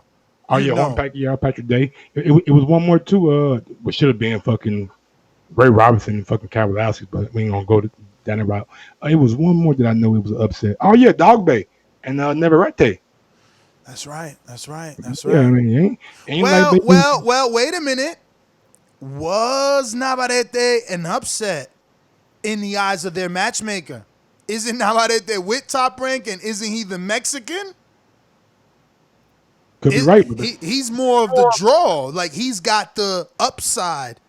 Even though Dog Bay with the win over Magdalena. And again, that's actually the upset. Upset, yep, you're right. When Dog Bay beat Magdaleno, because that was their guy. They've been with Magdaleno for so long. They signed both brothers, Jesse and Diego was always considered not as good as Jesse. Though, man. Who was that fucking upset, bro? What upset? Fucking God. Was it? That kills my whole thing, right? Because my whole thing was like, this ain't going to be an upset because Top Rank don't make mistakes. But obviously they do. But bro, this dude 18-0, man. He number 8 in the world, so he ain't like he just a guy coming there and fucking lay down. Ain't he 5'11"? Yeah, I mean, maybe he is good because remember, this is supposed to be like after this he gets a title shot. My nigga Robert Easter height. He 5'11", man. Yeah, but how good are you that we never heard of you, man? Like, how is that possible? He Japanese, bro. I mean, so he fought everybody he fought has been in fucking Japan. Exactly. So again, how are you that good if it's not international? If you're not beating fighters internationally, like you could fight over there, but bring some guys over there from over here or from the UK or from anywhere. You fighting? According to BoxRec, he pretty good. Who? According to BoxRec, he pretty good. I mean, bro, according to BoxRec, Mike, 2 fights ago, he fought a dude that was 5-0. Yeah. You know, that's out of this world right there. But let's see where he's at. You said he's number 8 in the world on BoxRec. So, I mean, in front of him is Anthony Corolla. Big ups to Teofimo, too, man. He fucking enrolled in the clean boxing program. Big ups to him. So, and this is what I'm saying. You see what I'm saying? He's going to fight this Nakatani guy when he could have fought Javier Fortuna and got way more cachet. You know what I mean? Even Rances Bartholomew gives him cachet. I told you already, Yurokis Gamboa gives him better cachet. Felix Verdejo, more cachet. Ricky Burns. Like, why is he fighting this unknown dude just because he's got an undefeated record? You should go to the IBF rankings and see why he's fighting for eliminator. Maybe this guy's highly ranked in the IBF and he got to fight him to get the eliminator. You know what I'm saying? I mean, well, the rankings in 135 or 30? 35. 35 IBF rankings. Number 1 is vacant. Number 2 is vacant. And number 3 is Nakatani. There you go. That's why he's fighting him. Next question. What is it? Nakatani. There it is. Then he wants that shot at Richard Comey. There's a method to the madness. But my thing is, because number 1 and number 2 is vacant, couldn't the number 4 get into an eliminator for the number 1 for the mandatory position versus a guy like Teofimo and Gamboa? That's not high level enough where the sanctioning body would sanction that? I believe so, especially with number 1 and number 2 vacant. Nakatani should have been jumped over. Like, who the fuck is he fought to be number 3? Jeez Louise. But whatever. Teofimo by stoppage. I don't know this dude, so maybe my stoppage, is wrong. But betting line has him like, bro, so much of a favorite, it's ridiculous. Yeah, I don't know much about Nakatani. I know He's gonna come in first time being on American soil, first time being on ESPN. Gonna come in and really try to win. Like he don't know how to lose. It's one thing that you can't take away from a fighter if they don't know how to lose. Like they're not asking for a way out. I'm still over here screen sharing, motherfucker. Yeah, I always make that I might mistake. go Teofimo by decision. I don't know. Maybe his knockout streak stops, but Teofimo would definitely get the win. Maxim Dadashev versus Sabri Matles. IBF Junior welterweight eliminator. So this guy's trying to get right down to that Dillian J. Rock Williams route. Maxim Dadashev, I believe I've seen him fight once or twice on ESPN Undercard. So isn't he a Salida dude? That's strange. Let me check this out. Is he? Yeah, I thought he was. I think I've seen him on Top Rank like more than once. Top Rank. Yeah, I've seen him on there like a couple times. Yeah, Dadashev is like one of the Eastern European fighters. Yep, that's the guy. Yeah, He's got a lot of power and shit. Yeah, man, I think he's gonna get this guy. Oh, he's fighting the dude who's undefeated. My nigga got the Odell Beckham low top. 13 fights. I never seen this dude. 13 fights, 13 KOs is the guy he's fighting from Puerto Rico. Number 1 in Puerto Rico, number 41 in the world. Oh, he beat Clarence Booth, Mr. St. Pete. Damn, he knocked him out, motherfucker. That's my boy. He beat Dolly Perez. Okay, champ. Antonio DeMarco. Okay, champ. So he packing them on. A little couple wins here. Let me see what's this. That's it. Yeah, he in there with somebody though. He ain't in there with no lightweight. Yeah, I beat Brady Prescott. Subria Maltes. 13-0 and 13 KOs. Oh, this Puerto Rico. You fighting there, my nigga. You knocking grown man out, bro. You got some power. 27 years old, 13-0, champ. It might be a sleeper right here, my nigga. 2 fights this year. Yeah, I may British Prescott is the biggest name so far, and that was last year. Yeah, he fought both Prescott, and they say I'm fighting Dallas too. Patrick Lopez. Which Lopez is this? That can't be. I ain't clicking that. That ain't him. That shit happened in that shit happened in DR. Oh my goodness. Okay, OTKP. I knew I wouldn't. I'm gonna check him out later on tonight, man. I'm gonna give y'all a better synopsis tomorrow. Who? I might fuck with him. I love seeing undefeated fighters, you know what I'm saying, get a big chance, you know what I'm saying, and really like guys from fucking Puerto Rico and shit, even though it's part of America and shit, you know what I'm saying. But what they saying he's good? Still getting like the opportunity on the big stage is does something, in my opinion, does something to a fighter who wants to be good, if not great, you know what I'm saying, give him that extra push to come out and do something against a guy who's highly thought of against Dadashev. So we'll see. Dang, he's saying by knockout? Who, me? No, OTKP. He said it's gonna be upset. He didn't say how. Yeah, but he also said it's a knockout. He said if he's the underdog, if so, it's an upset. But yeah, I mean he is the underdog. Because Maxim is a top-ranked fighter. But I don't even think this is on the betting lines. It's definitely gonna be on 5 down. Oh, it is? Yeah, it's a co-main event. Let me see this. Nah, man, that's crazy. Why they doing us like that? It's just Teofimo, man. That's whack. I don't know this next fight. Esquiva Falco versus Jesus Gutierrez. Nah, they ain't got no other top-ranked fight. Just that Teofimo fight. Who the hell is Charlie Duffield? And who is he fighting at 1 p.m. on Saturday? Who is this guy? Probably fighting in Rome or some shit. Whack. So Cassius Chaney's back, and he's on this top-ranked card. That's what's up to him. Is in a 6 or 8 rounder. Your boy? Yeah, he should be starting off the card, you know what I'm saying, fighting Joel Claudy. I seen him training a couple weeks ago. I asked him, did he have a fight coming up? He said, yeah, something like that. So big up to Cassius Chaney. Hopefully he gets that stoppage against this guy and keeps on progressing in the heavyweight division. Number 4 on the docket, Errol Spence versus Sean Porter, September 28th at the Staples Center. You said you're going Ragpo by knockout, right? I didn't pick that fight. I don't know yet. Oh. Errol Spence versus Sean Porter, September 28th at Staples Center. First reported by the Athletics Lance Pubmeyer. So big ups to Lance. Yeah, man, Sean Porter, Errol Spence. I don't know why it's at the Staples Center though. If this is accurate, you know what I'm saying?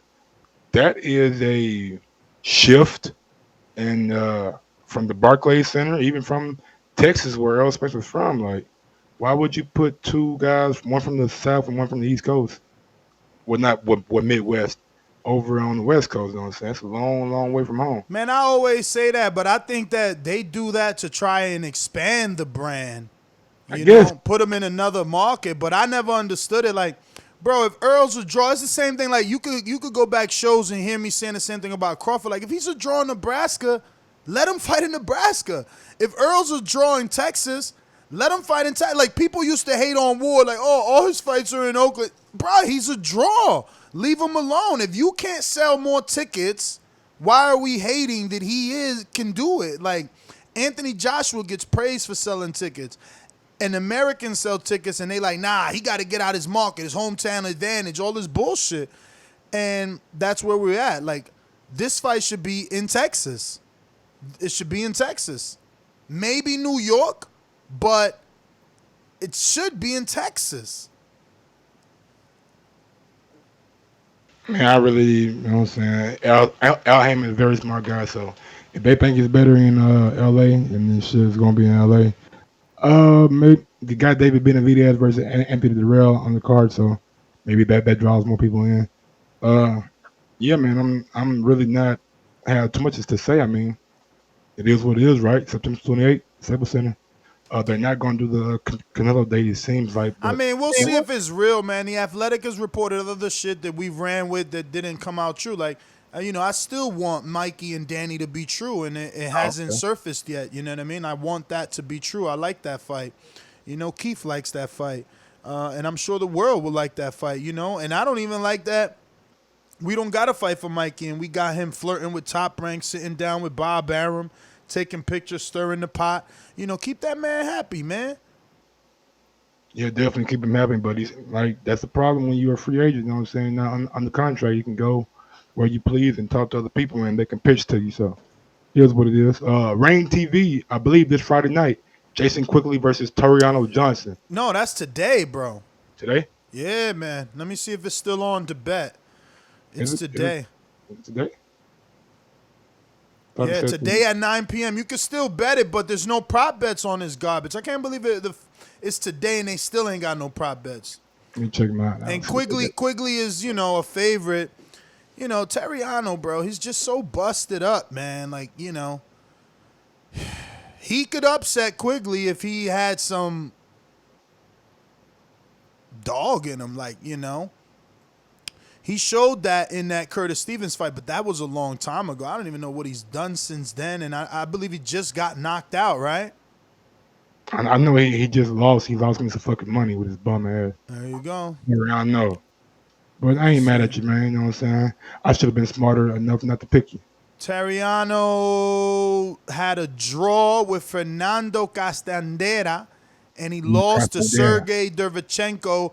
At least he took Derevchenko 12 rounds. How'd that look? I don't remember that fight. I remember Derevchenko last fight. I remember was Jack Kukle. Oh, yeah. They got, yeah. I'm talking about, goddamn me. Toriano and Jason Quigley on this motherfucker. Right now, Quigley is a plus 220 inside the distance, plus 105 by 10-round decision, plus 575 for Toriano Johnson by 10-round decision, and plus 460 for him. Damn, you got Quigley plus money. You better jump on that. Jump on that, bro. Quigley's minus money for me, and that's we don't got prop bets. You better jump on that. Quigley winning that y'all fight. Can win some money on that Pacquiao fight. God damn. Everybody plus money on the Pacquiao fight. Yeah, I told you that. But that's because of the Filipinos. I'm still waiting, though. I'm going to wait till tomorrow. I might even wait till Saturday or make a double bet, like Friday and Saturday. If you get better than plus 224 on Keith Thurman by 10-round decision, I mean, 244. Damn, by decision plus. Wow. 244. That's good. That's good. Really good. I hope mine's changed to something you like can put that right now with quickly, nigga, and make some money. Let me But anyway, see. we'll talk about that tomorrow on the betting show, man. I won't get too much away to these freebies. Alberto Molina versus Leonardo Baez is on that card on Rain TV. Big ups to Rain TV. I don't know why they just won't put it on the zone, but I guess I gotta go find you got it for plus 240 on the decision? Yeah, keep Thurman. Yeah, one time. My shit ain't even at 200. It's a plus 188. That ain't bad. No, that ain't bad, but it's ain't 240. Bro, I already made a parlay, champ. I'm talking about, and it's not even a bad parlay. And it's bringing, I'm telling you, this week, I'm so ready. I fell asleep doing research, bro. Like, this week is money to be made. I'm telling you, it's money to be made. Let me pull up this parlay just so you can hear this one. Why you doing that? Alexander Gabchik versus Artur Beterbiev, October 18th on ESPN. They will be unifying both titles. Gabchik is the, I believe, WBC champion. He beat my guy Adonis Stevenson. Hopefully he's better now. Big ups to Adonis. And Artur Beterbiev last fought, I believe, Callum Johnson. He fought somebody else after Callum Johnson too. I can't remember who, but he stopped Callum Johnson, and he's the IBF light heavyweight champion. So that should be a good scrap. And I'm telling you, got me now. I got Beterbiev stopping Gabchik. Look at these names: Dereck Chisora, Allen, White, Thurman. With those names, 14 parlay, 16,634. Find out how I got that. Plus 16,634. Find out how I got that on Friday. That hard. And that's locked in. I already made that bet. It's locked in. Canelo is out for September. Cappy Duba hopeful to revisit the fight between him and Kovalev this fall. Robisi Ramirez pro debut will be on Saturday, August 10th. Bro, he's going to be fighting August 10th in PA, yo. Shout out to Marcel Rosado. Going to have his first fight down there. Shout out to Robert Mendez. Is his trainer. Yeah, man, I'm excited for this kid, bro. See what he's got. You know, I probed him when I interviewed him down at Keith Thurman's camp. He's the lead sparring partner for Thurman for Pacquiao. Obviously a southpaw, so great sparring for Thurman. How big is the guy? Huh? How big is the guy? Oh, he's big. He's Thurman's size. He's Thurman's height. He says Thurman's height. What are you fighting at? He's 126. Yeah, no, he's big. He's big. For everybody who don't know who Ramirez is, he's the 2016 and 2012 gold medalist, right? Out of the Olympics, who beat Shakur Stevenson at 120, 130 maybe in the Olympics. I don't know. Damn, I was gonna pull something up and just drew a blank, man. What the fuck? All right. Like we stated earlier, Lara goes back to Ismael Salas for the Ramon Alvarez fight. Wilder versus Ortiz 2 is rumored for November 9th at the Staples Center or the MGM in Las Vegas. Those are the two venues that I read on Boxing Scene. Spence, Porter, and Wilder will be part of the Pacquiao versus Thurman pay-per-view, so they'll probably have those guys commentating, maybe doing a little interview, maybe a little press conference with those guys, so that's good for Wilder and Spence and Porter. Spence says that Thurman beats Manny Pacquiao. He feels like Thurman is just the younger, fresher guy, and he feels like that he beat Pacquiao. Huey Fury seems to think that he's, with his victory over Samuel Peters, he has propelled himself in the top 5 in the welterweight division. I think he should be immediately drug tested by the British Boxing Board of Control. Make sure he's not doing anything illegal, because he definitely is being delusional right now. And last but not least, I wish we had a bell for this shit. Rest in peace to Pernell Sweet Pea Whitaker. Died from a motor vehicle crossing. He was walking and got hit by a car. So big ups to Sweet Pea, man, one of the legends in the sport. Great defensive fighter, man. Just one of the guys that when you watch his highlights, you be like, God damn, his movement is just unreal. So big ups to his family. Hopefully, you know what I'm saying, condolences, and just long live Sweet Pea, man. Yes, sir. Yes, sir. I want to pull up a post here on the Premier Boxing Champions PBC on Fox Instagram page. Has 46,000 followers.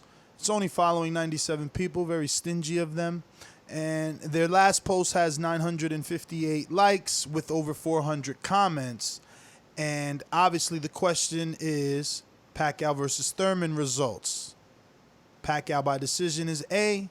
Pacquiao by KO is B. Thurman by decision is C. Thurman by KO is D. So I just wanted to go through some of these comments, see what they got here. Let's comment creep, something we normally do on Thursdays on patreon.com/ThaBoxingVoice. But let's see what the public is thinking. Has it showed up for you yet, Mike? What showed up? The post. Or are you on Insta or whatever? No, I'm just. You just I'm on chilling. YouTube. You just chilling. All right, so the first one says obviously A or D, no in between. So he says Pacquiao by decision or Thurman by KO. No Pacquiao by KO, no Thurman by decision. So he feels like only way Thurman's getting is if he stops him.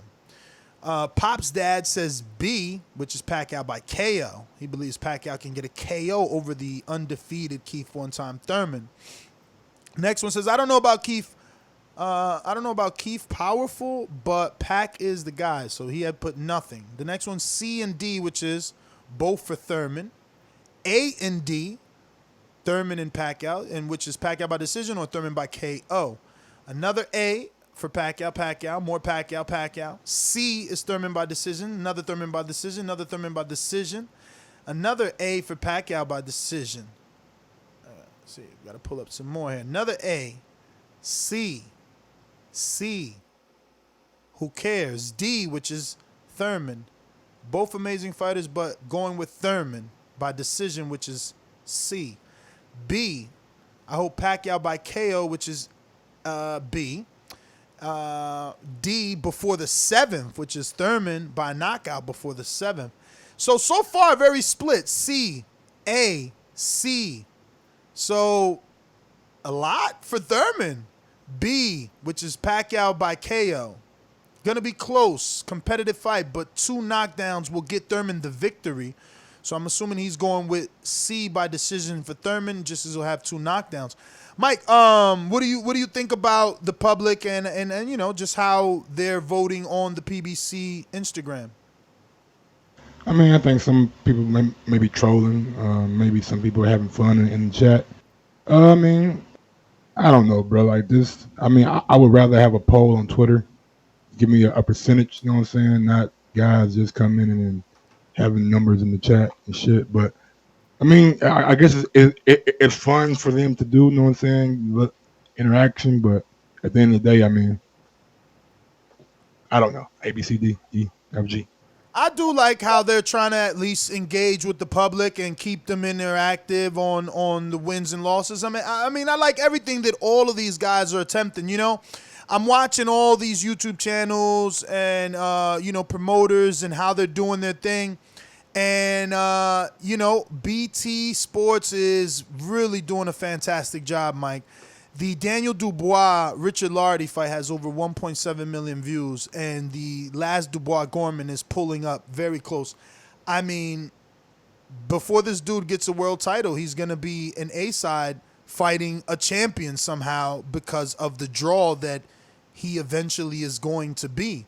On social media, he is pulling in the numbers. What do you think about that? Like, I mean, almost 2 million? The last fight is almost at 2 million. That shit was like a couple days ago. Richard Lardy wasn't even that long ago. I mean, that's got to be respected, them numbers. I mean, two big time knockouts, you know what I'm saying? Two stoppages from the referee. Daniel Dubois, like one of those guys, man, got a lot of buzz for him when he said he knocked AJ down. You know what I'm saying? People started taking notice of him, and he's one of those heavyweight fighters that the British public can't get behind. I mean, he has incredible power. Middle name is Dynamite. Just one of those guys that I like to watch. You know what I'm saying? I watched him ever since his debut. when he signed with Frank Warren, and I've been on that ever since. Just like I've seen Nathan Gorman, you know what I'm saying? So I knew how that fight would end. Daniel Dubois is going to be one of those guys that it's going to be hard for him not to thrust himself in too fast because he's moving up in the rankings. He's doing a lot of good work, and people are going to want to see him against bigger and bigger names sooner rather than later. Yeah, I mean, look, BT Sports, let me click it to make sure. Yes, BT Sports, Nathan Gorman, Dubois full fight is at 82,000. And that is from July 13th, which is 5 days ago. Then you got BT Sports, Daniel Dubois versus Richard Lardy, full fight.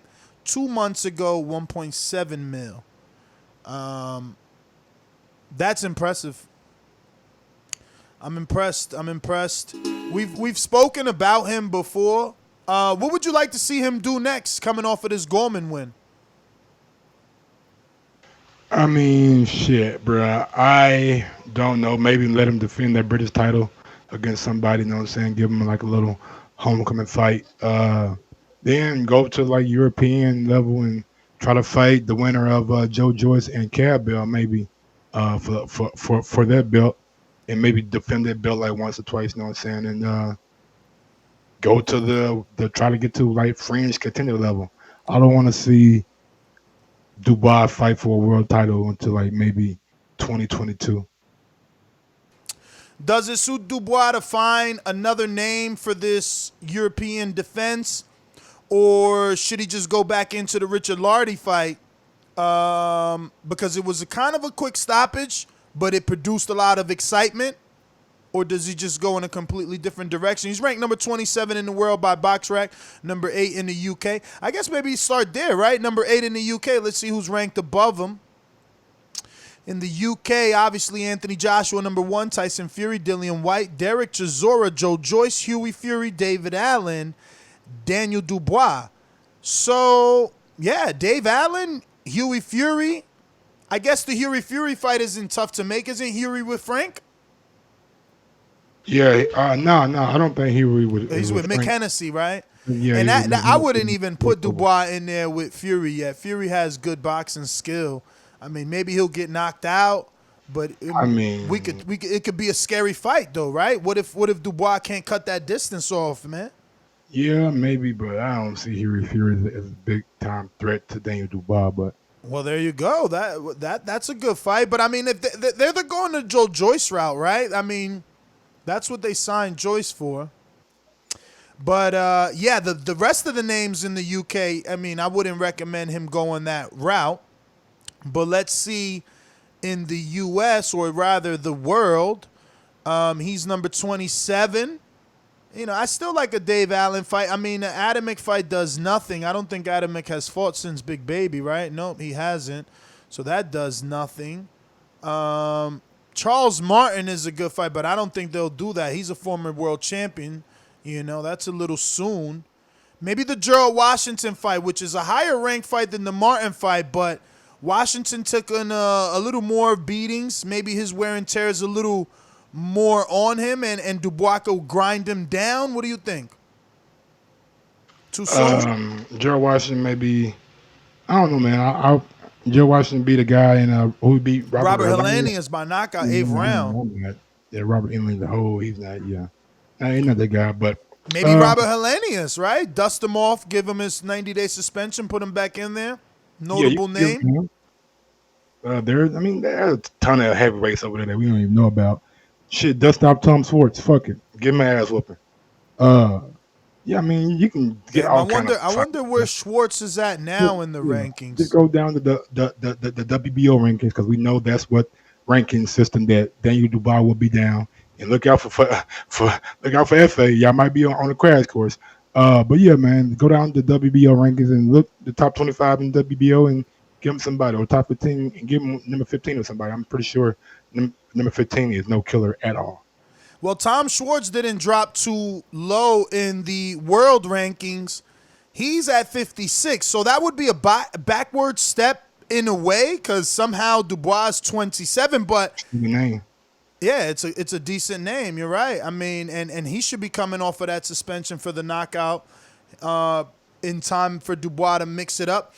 Any other news or notes you want to get to before we open up the got phone some super lines? chats that I need to go ahead and knock out right quick. H Money, the boxing voice says Ness is God. It comes back with another one that says Ness and Deontay Wilder in the UK. Let's make it happen. Comes back with another one that says Deontay Wilder is the greatest fighter of all time. One more from H Money. TMG will send Ness to the UK. You read the gunner in 237 Media. 2733 Media says, I don't have the DAZN money, LOL, but I got something on my dude Ness. For my dude Ness. Shout out to everybody, man, trying to make it happen. Let's see if we can get this Deontay Wilder trip out there and in effect. We're going to get out to the phone lines. You know the number, 1-425-569-5241. Press 1 time to voice your opinion right here on the Voice of the People hotline. Main 4 topics: Thurman Porter, September, L.A., Teofimo Lopez, top-ranked card and undercard, Rivas, DAZN, Sky Sports, White, undercard and main event, Pacquiao, Thurman, undercard and main event. Let's get to it. First, these calls are brought to you by El Camino Electrical Services, experts in electric vehicle charging stations. For consultations and turnkey installation, visit us at elcaminoelectricalservices.com. Gonna go out to our boomerangers, masterminds in the building. We got Big Supermex in Texas. Joseph, what up? What up? Good evening, you guys. Mike Ness, how y'all doing tonight? Let me go ahead and make my picks, Mike. Let me get Efe Ajagba, Caleb Plant, what's his name? The one, Lewis Nery, Lipinets. But I agree. I think Lipinets and Molina will be a pretty tough fight, pretty good fight. I'm going to go with Ugas over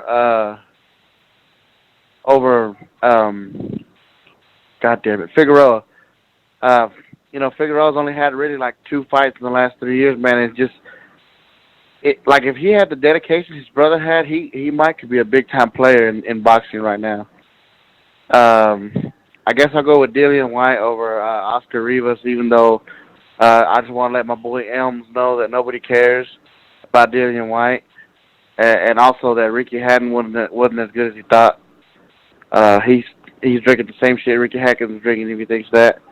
And, of course, Mike definitely put me down for Keith Thurman. Bruh, just think by about knockout it, yo. over Manny Pacquiao. This Ricky Hatton argument is retarded, right? Think about this. Ricky Hatton had a tight fight with Collazo, who's still active. Ricky Hatton's retired. You know, Collazo had a tight fight with Berto, who's still active. Ricky Hatton's retired. You know? Ricky Hatton got knocked out by Manny Pacquiao, who's still active. Ricky Hatton's retired. Floyd Mayweather's undefeated, fighting tension, and retired, and Ricky Hatton is still just retired. Yeah, Ricky came to the U.S. and got his ass whooped. Got all the spirit beat right out of him. But definitely, you know, he had a huge fan base. I remember that Mayweather fight. It was they had like drums going and bands playing. It was an exciting time. What UK dude don't got a fan base like that? That shit is built in. True. Look at we just talking about Dubois. Like Look, we level. talking about the numbers Dubois doing. Like, yo, they love boxing over there, man. That's what you gotta love about them. I think he was. I wouldn't say. I think AJ is a little bit bigger, but he was like a level like right under AJ as far as fan base. I think Hatton was actually bigger. If we're going according to numbers, Hatton was bigger, right? He was able to bring more people. Yeah. And he was able to do more U.S. pay-per-views than AJ. AJ hasn't done a U.S. pay-per-view, and AJ only brought 10,000 people. Hatton was reported to bring 30,000 for that Floyd fight. Hey, there's no way Ricky Hatton is a bigger Yeah, name. but that's a tribute to Floyd too, though. Hey, you know man. what I mean? Say what you want, Mike. Numbers don't lie. I just wanted to make my pick. It's laughable that y'all even compared AJ and Ricky Hatton, in my opinion. Well, I mean, we can compare pay-per-view numbers, but AJ don't have none, and then we can compare Your ticket biggest sales. thing is like U.S. pay-per-view. Look who he's fighting, my nigga. It ain't off the strength of him. It's the strength of fucking Floyd Mayweather. Come on, man. I mean, all right, so then why did the Pacquiao fight do well then? Never mind. Go ahead, Ness. Okay, you know, he had 2 pay-per-views. You just said before the first part of the show, man, I hope this does like 600, 700,000. You know why? Because I hope the strength of Pacquiao drives it that far. So answer your own question. 10 years ago, when Pacquiao was a much better fighter, much younger, much crisper, people wanted the fucking Floyd Mayweather fight. Why did he do good numbers against Ricky Hatton? So what you saying? Ricky Hatton was a bum? That's what you said, my nigga. I didn't say that. You said that. I mean, you saying that now. I'm saying I'm giving him credit for pay-per-views, and you telling me I shouldn't be. He's not the reason that the pay-per-views were successful. Sorry. I mean, according to you, because it obviously takes 2 people, Mike. All right, name me one more pay-per-view that he did in the States outside of Florida and Manny Pacquiao. He didn't. I did. But what does that mean? That he wasn't a pay-per-view star? I'm done with the questions, bro. You go ahead to next. I mean, I don't know. He retired, I bro. don't know. He retired early. His life was a little bit different, man. His life was a little bit different because, you know, he kept, like, drinking and stuff, so. I'll pick the 5th, bro. Dave Chappelle type shit. Okay. We going back out to the callers. Boomeranger. BoxingVoice.com. It's money to shit. Working that wrist. Ballin' like Swish. Diamonds wet like a fish. Pull up with them sticks. Come fuck with the clique. We fucked on your bitch. She sucking the dick. I'm whipping the work. What's going on? It's your boy H Money, Mr. DAZN, the Boxing Voice 2019 Rookie of the Year. And that's me and you just talked earlier. And I told you I was going to send that money for Deontay Wilder and you in the UK. And I did that. I did that, bro. I'm in here, man. They playing. You know what I'm saying? Hey, somebody match me. Somebody match me, bro. Somebody match my motherfucking money. Because Ness, guess what? I'm in the hood. I'm in the streets. I'm sweating for that shit. And guess what? I'm going to do it again. I'm going to do it again for you and Deontay Wilder, bro. Because you the best reporter. You the best reporter in the world. And he's the best fighter of all time. Matter of fact, you're the best reporter of all time. I'm thinking about it. I'm the best caller of all time. H20. I live up to my name, Mr. DAZN. I got that DAZN money. We offering fighters $120 million. And Deontay Wilder, he told me he was going to come to the zone. He said it for AJ. He said it's going to happen. He said they got to come with it. And guess what? We always come with it. H20 always come with it. I always got that energy. Let's go, bro. Hey, Keith Thurman, let's go. Keith Thurman gonna knock out Manny Pacquiao. He told him to his face. Mayweather didn't do that. He didn't do that. He didn't say he was gonna end his career. Let's go. And, hey, Mayweather ducked Keith Thurman. What's up? He still want Mayweather. Keith Thurman in here. Stand up for the light-skinned brothers. Hey, Ness, I'm Ness Jr. Hey, Ness, you a fucking god. You killing niggas. You killing people like God. You bringing them back to life, bringing them back to the show. I'm doing the same thing. Where them hoe-ass niggas at who be talking shit? Where they at? They don't even call in no more. Hey, I love this show because it's like the streets. People getting exposed. Boomerang gang. I'm coming right back like I never left. Let's do it. H Money this shit. Talking that shit. Yo, he know how to get that crowd riled up. We going to the Ringer Gang. Dominic, Seattle. Talk to me. Yo. This is Mr. PBC. It's a beautiful day in the neighborhood. A lot of beautiful fights coming up. PBC, the best. Keith Thurman, I'm going for him. I got $100 at my homeboy's house. Pay-per-view from the motherfuckers who don't like it. $10 on it. I'm going for Dillian Whyte because his reach and his jab. One thing that Oscar Rivas was having a problem with was that jab. But then, you know, Brian Jennings got beat by Luis Ortiz. So it kind of makes me wonder, like, why didn't Dillian Whyte just go for Luis Ortiz? Because obviously, if Oscar Rivas is having problems with Brian Jennings, you're fighting a lower level. So, next is Caleb Plant and Ugas, whatever his name is, because I feel like he beat Sean Porter. And I'm still pushing for Deontay Wilder not to fight Luis Ortiz. I feel like if Luis Ortiz can skate by and not fight nobody, then motherfucking Deontay Wilder should take to chill too. Like Tyson Fury been taking these warm-ups. Go fight fucking Charles Martin or somebody, like Adam Nawanaki. Somebody. Luis Ortiz ain't fought nobody. Name one nigga he fought who was filthy. Name one nigga he fought who had pedigree, who you knew, who you watch. Nobody. He don't deserve it. That's my call. Dominic, thanks for calling in, brother. Great call. Damn, he said Luis Ortiz ain't fight nobody with pedigree. Mike, I think you kind of feel that way, right? Like you already are like done with the Ortiz bandwagon, right? I mean, I just don't see, the last couple of fights, he really didn't impress me with the Kaufman and what's the guy's name he fucking fought? My guy. Fucking Lewis, Hammer. It really ain't impressed me, you know what I'm saying? Maybe he just doesn't get up for his fight. His fight with Malik Scott bored the shit out of me. His fight with Dave Allen was lackluster. Tony fought Ryan Jennings, you know what I'm saying? It was a questionable stoppage. I mean, in my opinion, when you see Brian Jennings' reaction on that fight, he was pissed the fuck off that the refs stopped the fight. So, I mean, yeah, Ortiz, I don't really. I think Wilder gets him out easier than he did last time for damn sure. So, yeah. Let me see. I don't have this updated here. I know he's either a ringer or a boomerang. Let me go to Jay in Orlando. What it do? What's going on, family? What up, Jay? Been a long time. Been a long time, but that Patreon never left you.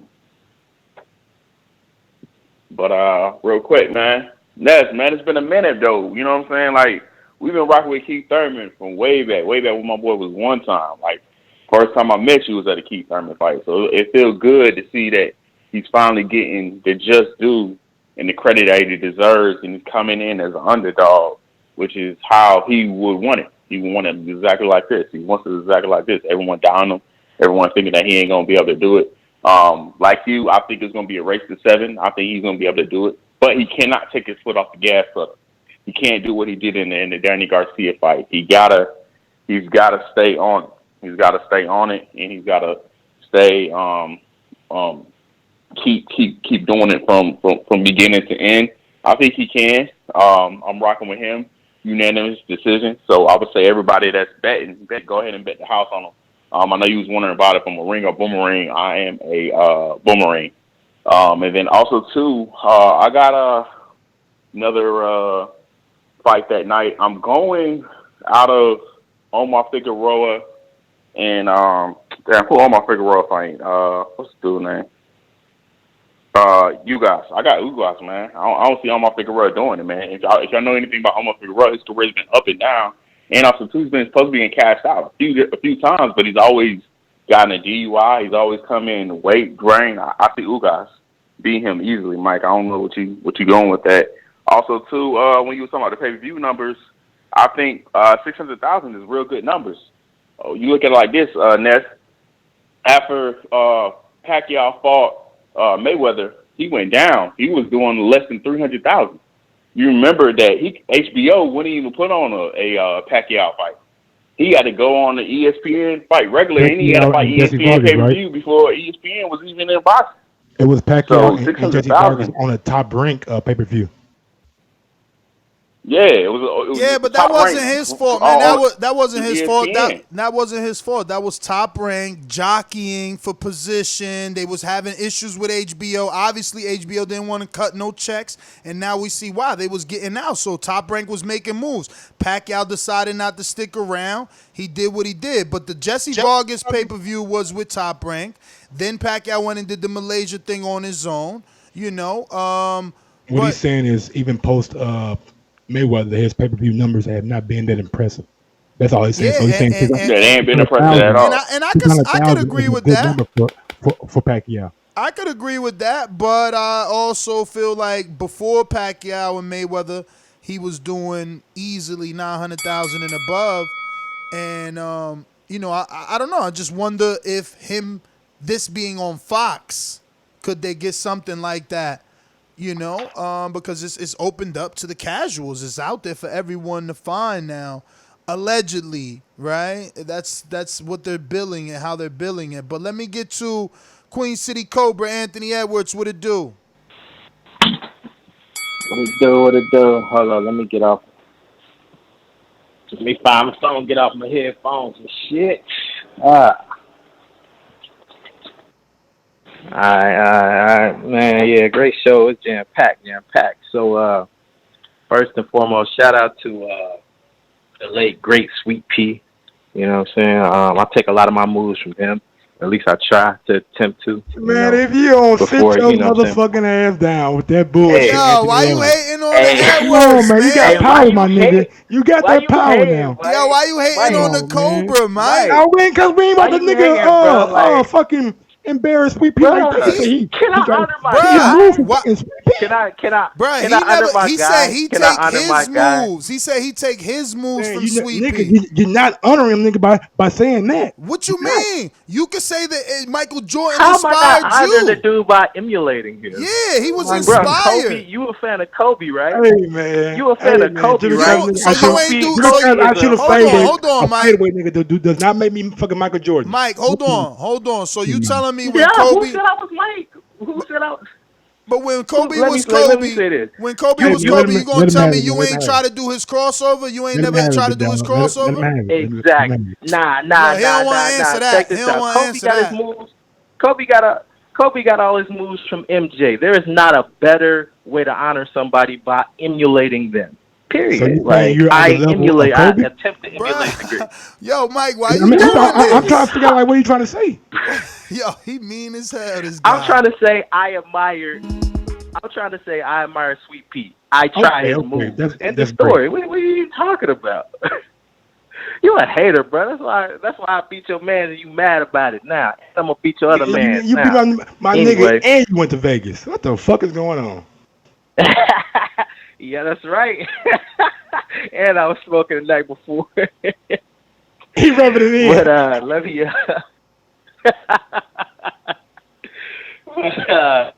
let me get my man's one time by KO. I got Ugas by KO because Figueroa, he knew. I got Caleb Plant by KO early. I got Oscar Rivas by KO because I just don't believe in Dillian Whyte. Who else? I got Szpilka by either draw or UD. I got Price by UD. Fuck Okolie because there ain't no point in watching that dude. H Money the shit. Shout out to the best promoter. And I just thought, I hit El Camino thing, and we finally got nigga, you had me, bro. You had me going. But you said Price by you. Nigga, when have Price ever showed you he got a tank to go 10 rounds? Ever? Bro, what is the White Rhino showed you that? Well, get out Who of here got a better win? shit. And shout out to El Camino, man. He was a trip out of Jersey, bro. What'd you say? Well, never mind, man. Price by UD. Fuck it. He said some other whack shit. What he said? Szpilka or some shit by UD. He whack. He said by UD or draw. You better get off that homegrown. I'm telling you. He wailing. Let me see. We got AJ in Texas. Stand up. Yo, what's good, my people? First off, I want to say y'all doing a hell of a motherfucking job on this shit, man. For my pick, shit, I'm gonna say it like this, man. Everybody else, I done heard everybody. I've heard everybody's comments on it, and I pretty much agree with everybody saying. My only upset is against Ugas and fucking Figueroa. Motherfuckers gonna be surprised on that shit. Ugas was fucking countering fucking Porter like a motherfucker, but Porter was trying to throw power shots all motherfucking night. And Figueroa ain't like that. That motherfucker stay in the pocket, tighten up on your ass. He ain't gonna give you enough space to let your ass counter. But besides that, shit, hey, y'all keep doing y'all shit, man. Still fucking peeping y'all. Fucking shouts out to everybody that's fucking doing what they're doing for the boxing voice. Y'all be easy. I'm out. All right, well, thanks for calling. Got a super chat from Rod in the 870. That boy said, Ness Jr. Laughing emojis. H Money, that dude, 100. And we got one from Andre Diakonu. Leaving the New Jersey tomorrow. My picks plus my bet on DraftKings, Chisora, Allen, White, Thurman, all on points. Plus 15,625. $10 bet equals $1,572.48. Chisora, Allen, White, and Thurman. That's a nice little motherfucking look. All by decision, though. All by decision. That's what he said, right? Mike, you there? Mike, you muted yourself. Allen and Price will not be going to a decision. I promise y'all that. He said, leaving New Jersey tomorrow. My picks plus my bet on DraftKings. Chisora, Allen, White, Thurman all on points. Chisora, that's Derek. Allen, David. How could he not get the knockout, though? If he can't knock out Price, he's done. He got a knockout Price. And Thurman, I could see that happening on points. Damn, plus 15,000. That's almost as good as my 14 parlay. Oh, shit. $10 bet ski, huh? Damn, $10 gets you, wow. Even though I don't have to bet $10 to get that shit. But damn, that's a lot, though. I ain't getting that. I'm getting like 600 or some shit. Wow, 1572. That is a bet. What y'all think? What you think? I mean, the Allen, right? It's the Allen, the tough one to believe. The Allen, yeah, and I don't like the Chisora either. You like Szpilka, right? No, you said Chisora by decision. You did say. Yeah, I don't know about White either. Oh yeah, you like Rivas. All right. Let's get to Rod. Nope, it ain't Joe Go. My bad, bro. It is Joe Sway in Oregon. What up? Sway, Lower Oregon. What up? Yo, Joe Sway. Yo, did I get the name wrong? What the fuck? Let me see here. 503. Yeah. Oregon, yes. Just listening at work, can't talk, keeping it moving. Going out to California. Mr. Info Joe. Tell them the truth, Joe. Tell them the truth. This portion of the show we call In the Mr. Know, Info Joe. presented by my brother. Tell them the truth, Joe. Tell them the truth. Yo, you know it ain't no show without Info Joe in the building, Los Angeles, stand up. Yo, what up, Ness? What up, Mike? What up? What up?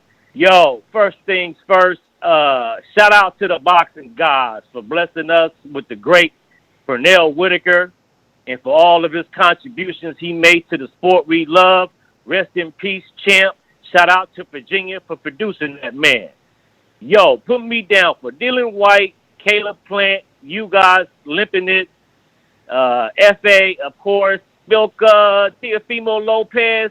Yo, that dude Teofimo Lopez, man, he look like a 154-pounder, though, man. And he look like a good 6 feet or some shit, though. Info Joe, do it for me one more time, One more time. Dillian Whyte, Caleb Plant, Ugas, Lipinets, Efe, Szpilka, and Teofimo. How you picking Dillian Whyte? Yo, Info? put me down. How you picking Dillian Whyte? Knockout. 9th round. I got White, Plant, Szpilka, Ugas, Lipinets. And Efe Ajagba. Efe, that's right. Szpilka, and Teofimo. Gotcha, big dog. All right, and yo, put me down for Chief Keef, one-time Thurman. I compare this fight to Sugar Ray versus Terry Norris. At the time, the older Sugar Ray was already a legend. He was the favorite because he had the experience and he fought the best of his era. But the younger, fresher Terry Norris beat him. And for all the Thurmanator haters that's picking Pac Roy, when Chief Keef beats the shit out of him, give him full credit. Game over. I'm going for an 8-round KO. Yo, you listening to the #1 pound-for-pound boxing podcast, TBV. Yo, Mike, I got a question for you before I'm out. Didn't you... Oh, hold on. I'm going to phrase it like this. Who's the better fighter, Thurman or Broner? Thurman. Well, why did you pick Broner to beat Pac, but you didn't pick Thurman to beat Pac now? I take my answer off of the air. I picked Broner. I picked Broner just because I was, you know what I'm saying, doing it for the hood, you know what I'm saying. But when it comes to that betting slip, if you check that betting slip, I bet Javier $50 that Pacquiao will win, and I did have Pacquiao on my betting slip for like another 180. So I'm no fool, you know what I'm saying. Gotcha. I give you guys okay, gotcha. But when it comes to that money, you know what I'm saying, we gonna bet right. Shout out to all the TBV.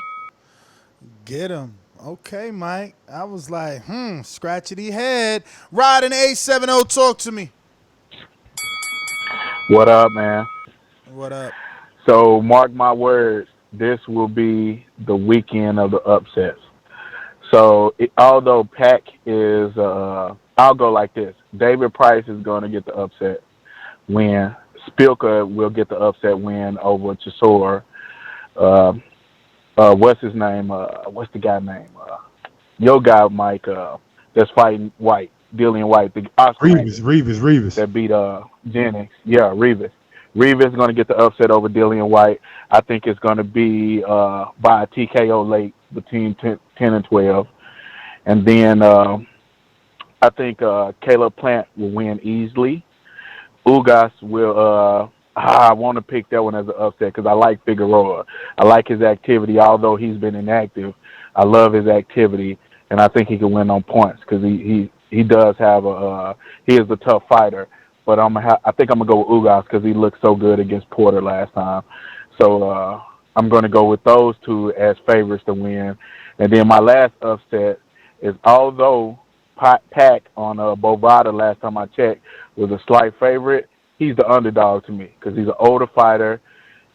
He's coming off a victory against Broner, but not a great victory. And I still look at Keith Thurman as a favorite. I think he's going to beat Keith Thurman, and I think it's going to be a decision because if you look at Keith's last 2 or 3 fights, he normally gets hurt late, and then he starts to run and back up. And I think Pac is going to catch him with something eventually, and he'll be running the last 3 or 4 rounds, and he'll lose on a tight decision. And Ness, make sure you read my super chat for H Money. He did That's already. my call. He did already. You wasn't paying attention. Ah, shit, I missed it. My bad. Yeah, you wasn't paying attention. I missed it, dog. Yeah, I missed it. All right. Well, Rod, thanks for calling in. We're going to go out to... Shit, I lost Joseph. Joseph, you're not there? Where is he? No, he's not. All right, we got, looks like, let me see who's on Skype. Brandon in Cincinnati, talk to me. Yo, what's good, Mike? What's good, Ness? My pick is gonna stay the same. I'm not changing up. I've been saying it from the beginning. Keith Thurman gonna knock Pacquiao out. Keith Thurman, no honeymoons, no hiatuses, no bullshit injuries. Take the fucking fight with Bud Earl next. No tune-ups, none of that shit. Show us you got some nuts. We talked that gangster shit in the next interview. Now it's time to back it up after we knock Pacquiao out. I got Thurman winning by knockout. Shit, there's so many fights. I don't even know what to start with as far as the picks. Give me Teofimo Lopez. What'd you say, Mike? Stick with PBC for right now. Okay. I take Ugas, Lipinets. I want to pick Molina, man. He looked good against Figueroa, but I'm gonna go with the younger Lipinets. Give me Efe. Caleb Plant, one of my favorite fighters. So I'm gonna ride with him, and he fighting the fucking Subway commercial dude. Give me Dillian Whyte by decision. Give me the White Rhino. I fucks with the White Rhino. That's really it as far as the picks. Like I said, man, I'm rolling with Keith. I fuck with Keith as a fighter, but outside the ring, I think he's kind of corny. You said Dillian Whyte by decision? Yeah.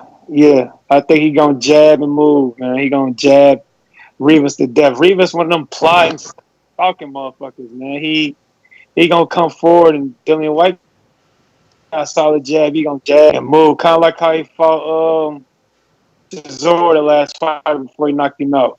Totally be agree. patient. If White has a chance, he's gonna have to use that jab, but I don't know with the pace of Rivas how much he comes forward if Dillian Whyte tank gonna hold up.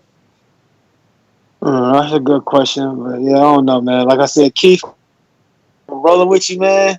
This motherfucker out, get Pacquiao out of the picture once for all, and after that, fight one of the top dogs, man. No more pussy shit from me.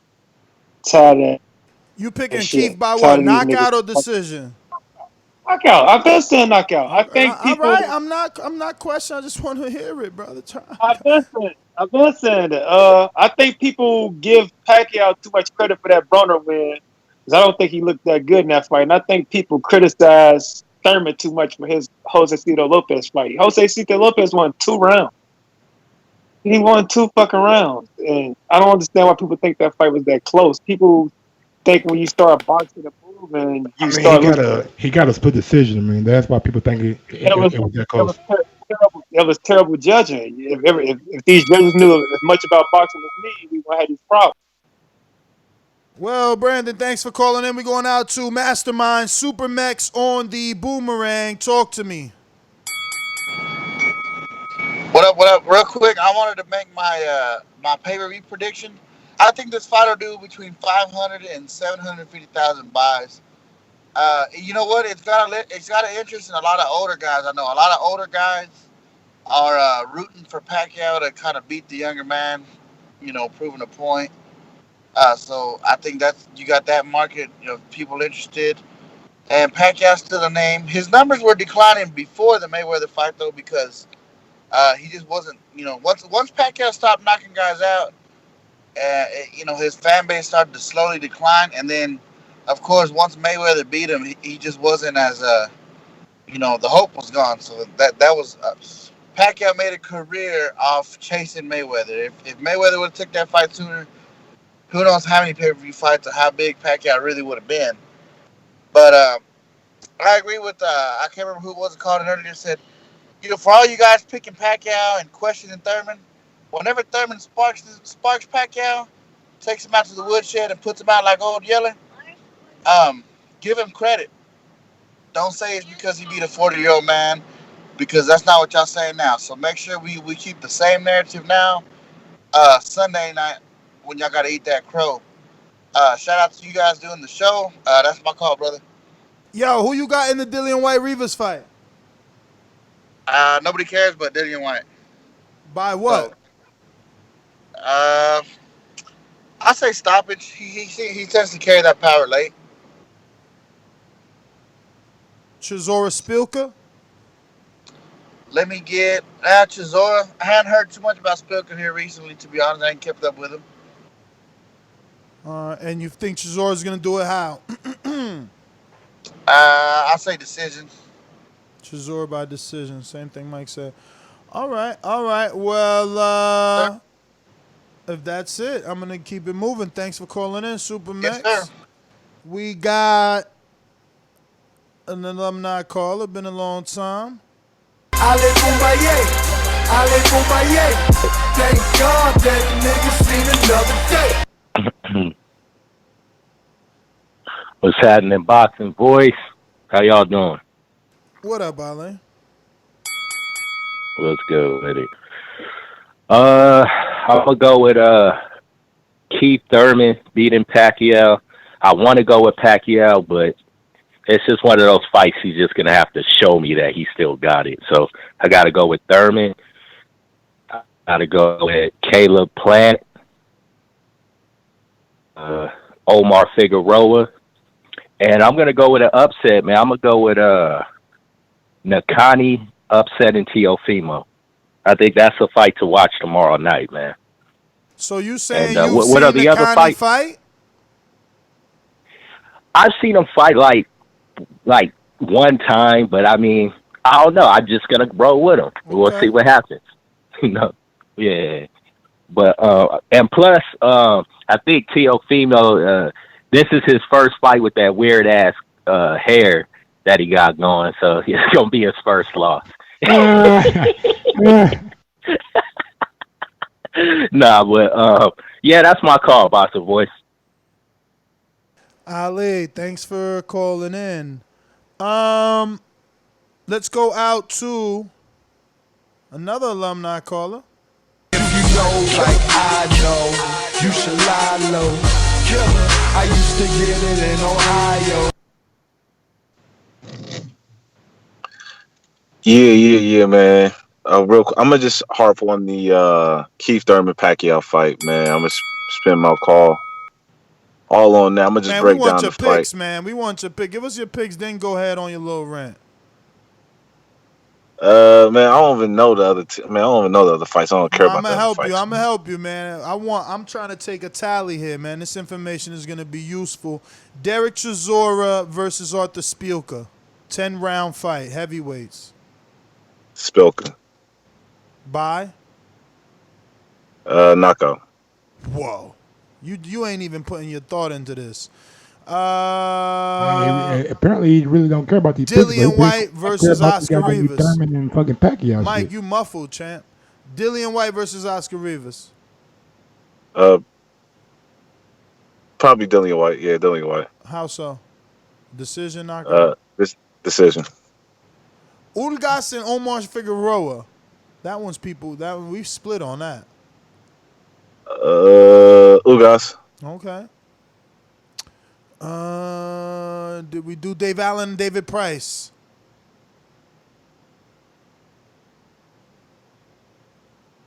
Hello? Price. Really? Okay. And we did Dillian Whyte, right, Mike? Did we get Dillian Whyte and Oscar Rivas? You gave us that? Jay Will. Nah. Dillian Whyte, Oscar Rivas. I already get that. Dillian Whyte. Oh, all right. Decision. Cool. Thurman Pacquiao. Go for it. All right, man. It's going to start off real slow, man. Well, slow for Thurman because if he's going to say he's going to try to sit down and all that bet in the first and second round, within the first and second round, he's going to realize he can't sit in the pocket with Pacquiao. The speed's going to be a little bit too different. The angle's going to be a little bit too different. So then he's going to get him on this bicycle from pretty much the third round on. As much as I don't want to say, man, Keith Thurman is going to more than likely just outpoint Pacquiao, trying to jump in and out. He's probably just going to just jab him to death. He might get caught once or twice, do the little stanky leg shit for about, 30 seconds. And after that, shake it off and live to see another day. Keith Thurman by a real close split decision.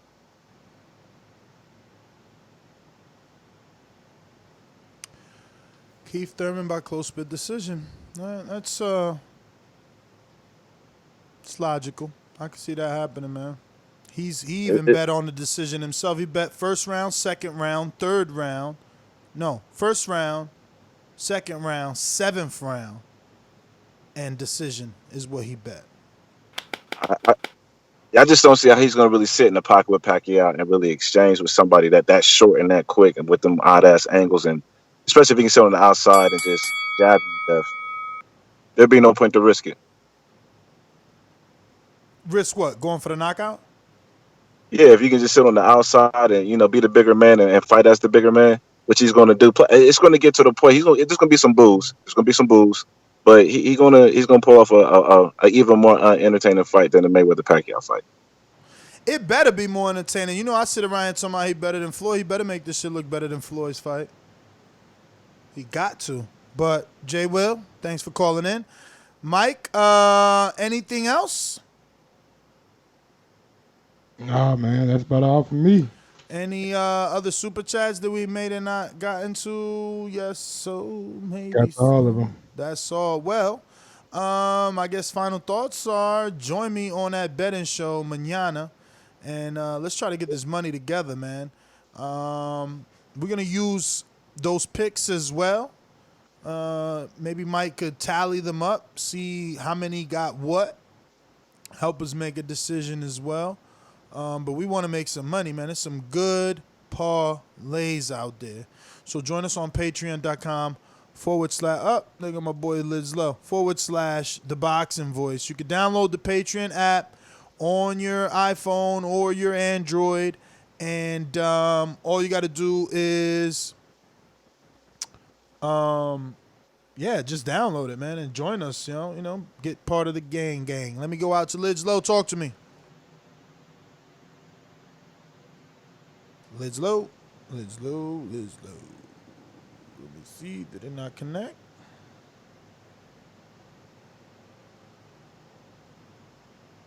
So, Mike, what's your sleeper fight of the weekend? Which one are you most excited for? Yo.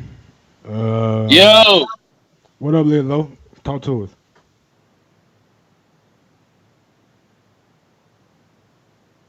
Hello?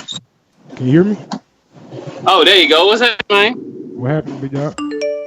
Everything, coach. Hey, shit, run down these quick picks real quick, like. Shit, let me get, I'm gonna get Pacquiao. And I'm gonna say, this fight ain't gonna go the whole way, man. I don't know if it's gonna be a knockout, technical knockout, whatever the case may be, but this shit ain't going the whole way. Thurman get his ass in there and think he want to box up close with Pacquiao if he want to. He gonna catch about 17 jabs real quick, like. But let me goddamn get Ugas. I got Caleb Plant. Shit. Who else? Hey, I like that whole card right there though with the Manny Pacquiao card. I like that whole shit. I can't think of buddy name, the black guy that got the little fro with the beard. But I like that cat too. I gotta look back at his name. I've got his name. He gonna be like the second fight or some shit. Who else out there? Oh, your boy Dillian Whyte going down, shout. Y'all better put some money on that guy, goddamn Rivas, man. He going down. So how you picking the Rivas fight versus Dillian Whyte? Going down, what do you mean? Is he going down because he's losing, or is he going down because he's being knocked out or knocked down? What do you mean exactly? Yeah, he gonna get a knockout. He gonna get a knockout. Early or late? How you seeing it? Why do you think he's gonna knock out the more experienced Dillian Whyte? Dillian Whyte's been in there with everybody, really. Yeah, honestly, he has. But Dillian Whyte, I ain't saying just because I don't care for him, but he don't really do too much for me. You feel me? So that's just my thought now. You know what I'm saying? I think he gonna get him out of there. So I think Whyte not gonna, take him too serious. That's what I think. And they gonna be a slip up. You do know, I'm just letting you know too, I'm not trying to be a dickhead here, but you do know that Whyte and this Rivas fight is for the WBC interim, which is a mandatory position now for Deontay Wilder. And I'm only bringing that up so that you know that maybe that gives him more reason to be motivated or stay motivated. Okay, and I hope he ain't looking past the kid trying to get the Wilder. But that would we shall see. But I really believe it. Okay, and what about Dereck Chisora? What about Dereck Chisora and Artur Szpilka? I like Chisora in that. And I'm gonna say that's gonna be they're probably gonna carry out the 12. Just nigga, boy. If we ain't the same nigga, I don't know who is. I told you we fuck with each other, Mike. You know tell me that. But yeah, that's all I got. Unless y'all got a couple more fights. What we missing? Let me see. David Allen, David Price. I'm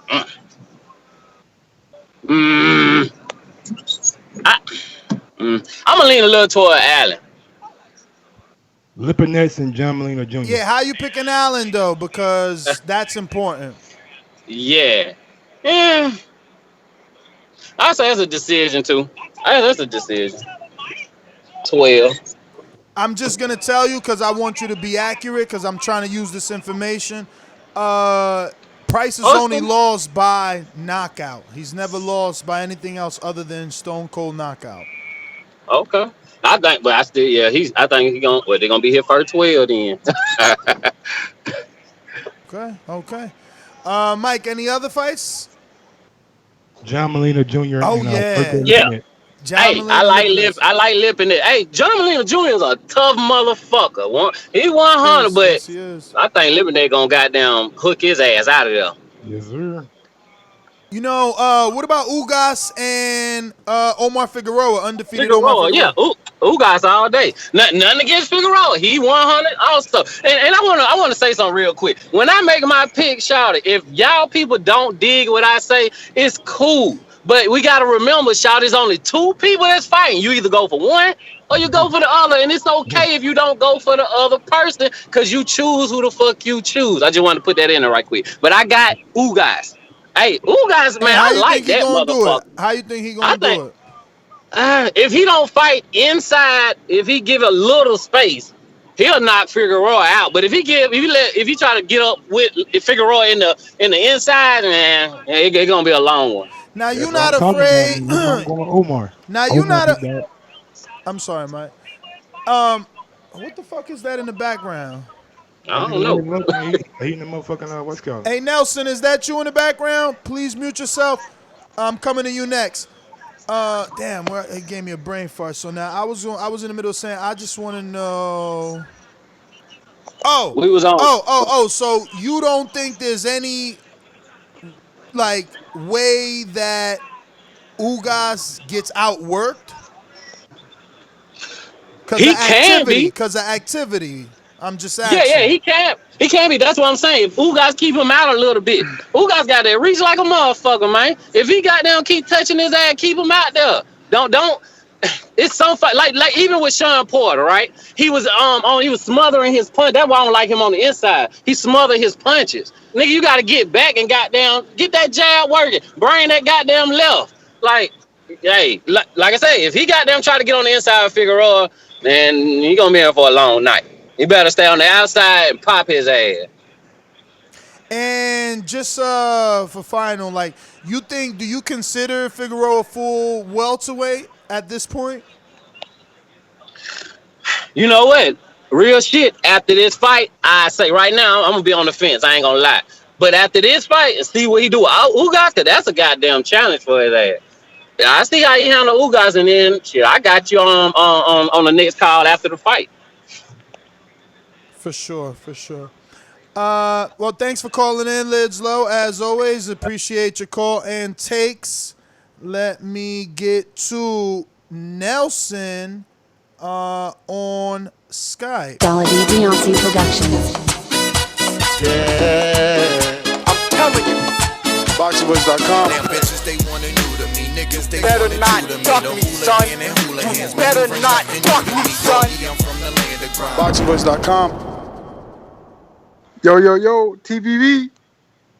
What up, Nelson? What it do? Yo, great to hear the intro, man. Damn, I almost forgot what it sounded like. Yo, that shit sounded hard. Yo, what up, Mike? What up, Ness? Chilling, man. What's your picks, man? I'm interested. Where you want to start at? I want to start right off the bat. The entry. Y'all have not even talked about my dude Payano. Y'all not even betting on Payano? We did talk about Payano, and we said how Payano's gonna get knocked out by Nery. He only has what? Yeah, bro. He only has not like 6 knockouts, man. He went 24 rounds with Rashid Warren. Louis Nery is a beast. I know you Dominican and I get it, but that's why I keep telling you, look, we rarely got good Dominican fighters. Unfortunately, they're not complete, man. Joan Yeah. Guzman was like almost the completest fighter, and then he had weight issues. Nery is a 79% knockout ratio. You know what I'm saying? Like, Yeah. it's not like he's moving up in weight or nothing neither. Like, he's fought as high as 22 pounds. So, you know, he's all right. He's all right in this weight. And Payano's never been as big as Nery. He's never punched as hard as Nery. And the world just never thought him to be as good as Nery. So, I mean, look, if you so excited, I guess you could put some underdog money on him. But I don't even think there's a line for them. There's no prop bets for that fight. Not for me. Not for me. I don't know where you're at. You're in Jersey too, though, right? In Jersey, yeah, I right don't next to think Jersey there's- City, Yeah, I don't think there's any. Oh, you in North Bergen? North Bergen. Oh, yeah. There's no prop bets for that. Let me double check, though. But all right, so what else you got? You got Payano beating Louis Nery for upset. Shout out to Nelson. Man. I do. I got little Pacquiao winning that, and I got Price. I like Ugas in a decision. You like Price? I got Fuck, Price. Man, why y'all doing this to me? So many people calling this. Like, why y'all doing this? Mike, you're not going to write these down, Mike? He's the favorite, yeah. Oh, he's just adjusting himself. So you like Price. Wow. Also Plant. Yeah. And, you know, I'm not really feeling Lipinets on the win. I like the other boy. What? John Molina. Yeah, that's my sleeper of the night. Damn, let me see if there's some upset money because there's no prop bets on Louis Nery, man. I mean, Carlos Payano, you could take him straight money, you know, money line. I don't know how you. I mean, it's still great money if you bet Payano just to win, not plus 900. That's fucking dodo. Especially if you bet 100, you know, you get. Yeah, you get him. You make 1,000. You get your 100 back plus 900. Now Lipinets Molina, same thing, plus 700 for Molina, who's a super duper underdog, champ. Super duper underdog. But you like the underdogs, I see, man. Yeah. Those are When my the last two. time you bet and did you get it right? Woo! Uh-oh. When Big Papi got shot. Okay, who fought that day? No, that's just a joke. Oh shit! All right, man. So let me see. And Thurman. Did you give me Thurman, your of course. Dillian Whyte? Did you give me your Dillian Whyte versus Oscar Rivas? Dillian Whyte, I don't really care about. I hope he gets knocked out, really, but I will put money on Whyte. But it'll be so funny if Whyte loses. Okay, and you said Price. You said what about Teofimo? Oh yeah, I gotta go with Teofimo. All right. What else we got? We need Thurman. Oh yeah, go for it. Thurman, a KO before the 7th, or winning by decision. That's how I'm betting on Thurman. KO before the 7th. So you betting the under, and you're gonna do a hedge bet with the decision. Yo, make sure you call into the betting show tomorrow. We should be doing that around 5 o'clock Eastern time. Let's get this money together. Nelson, let me get to some other callers. I'm going to Stone Bone Boxing. Talk to me. Stone Bone Boxing. Give me a talk. Say what up.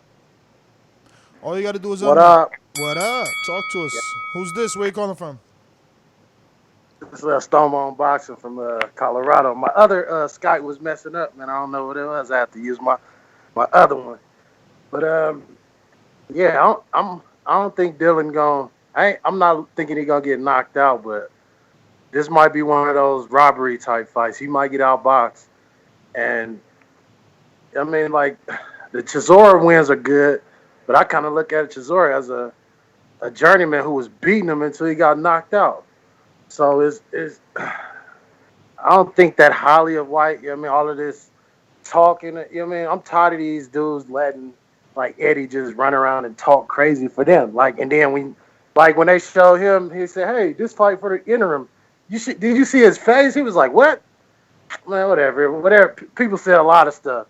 And it seemed like he was talking about Eddie because they was like, oh, Eddie said it's for this. So, but I'm I'm gonna probably go with Rivas by decision. Who else we got? We got Well, Teofimo. no. Stick on that card. Let me keep you there. So you went with, Rivas by decision. Now we got Dereck Chisora versus Artur Szpilka on the undercard, 10-round fight, heavyweight division. How do you think? I'm gonna go with Szpilka. There's something about those shorter heavyweights with fast feet, get in and out that just kind of give those like muscle guys problems. So I'm gonna go with Szpilka in that one.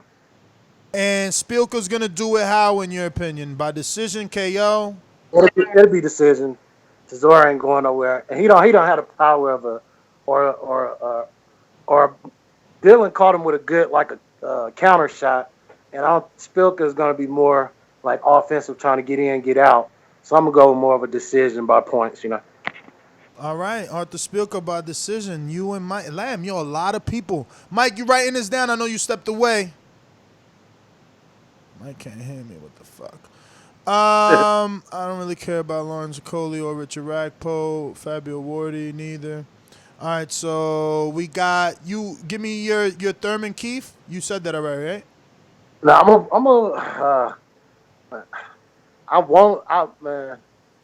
want to go with Keith. With Keith, with all of this Earl Spence ducking and that vid. Congratulations on feeding the whole boxing community with with Keith video. But he seemed a little too arrogant. Like he basically telling the fans he don't care. Like he basically saying I want to fight famous people so I can get paid off of their fans. You know what I mean? And I love Keith, and I'm still gonna go with Keith because I think he gonna beat a 40-year-old Pacquiao, and I hope he after that fight he gets talking right and had that same energy. Like you said, I don't want the energy to change. I want the same stuff he was saying to Pacquiao. He needs to call out the winner of Earl. Since he don't want to just say Earl name, just say I want the winner of the Spence and Porter fight. Just say it like that and call it out. You know what I mean? So I'm gonna go with Keith Thurman. And what about Yordenis Ugas versus Omar Figueroa? I liked Ugas, but to me, Sean Porter is not somebody that. I mean, I don't think it's hard to not. You know what I mean, when you fight Sean Porter, I think anybody who fight Porter is in the fight. You know what I mean, only person who wasn't really in the fight, I think, was Browner, because he kind of looked like he was a little scared. You know what I mean, until he dropped him in the 12th, and that's when he realized he belonged. But I'm gonna go with Figueroa. You know what I mean? I think once you struggling and crying, saying you can't make 140, and you doing catch weights of 143 and 144, you're a welterweight. Any fight above the 140 pound is a welterweight, right? I don't care if you come in at 145, you're a welterweight. Pacquiao was doing it for years, coming in at 145, fighting guys who was coming in at 147. So he's a full-fledged welterweight. I would give the experience against better fighters to Ugas, but I'm gonna probably go with off the talent and the strength. I'm gonna go with Figueroa, and I think he's gonna throw too many punches to where Ugas is not gonna really be able to do what he was doing against Porter. Well, all right, Stone Bone Boxing, thanks for calling. And we got a new caller in the 503-806. 503-806. Who's this? First time caller?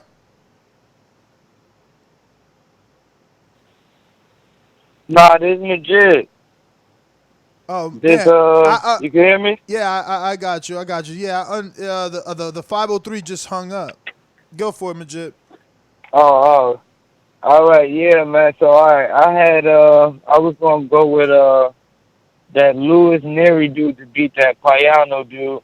I don't know how he going to win, but I just feel like he going to beat him. I got Lipinets with that beating Molina by KO. I got Ugas beating Figueroa by decision. I got Rivas upsetting White with a late KO. I think White gonna gas out and get clipped. I got David Allen with David Price, man. I just can't see David Price beating nobody. Sorry, David Price. I got Szpilka beating Chisora. I feel like Chisora old and might not be able to land a good one, and that pressure ain't gonna work the same no more. And then my final one, I got Thurman over Pacquiao. You said Szpilka over Chisora? Yeah, man. I just don't know. I just wanted to make sure I didn't hear deep you. down, yeah. I got him, and then I got Thurman over Pacquiao. I just don't believe that Pacquiao gonna be able to keep up with everything that Thurman could do, and I believe he gonna show it Saturday. But that's I got Thurman by KO or decision, but he gonna take it either way. I don't think Pacquiao gonna be able to keep up with it. But that's all I got, man. Mike, are you there?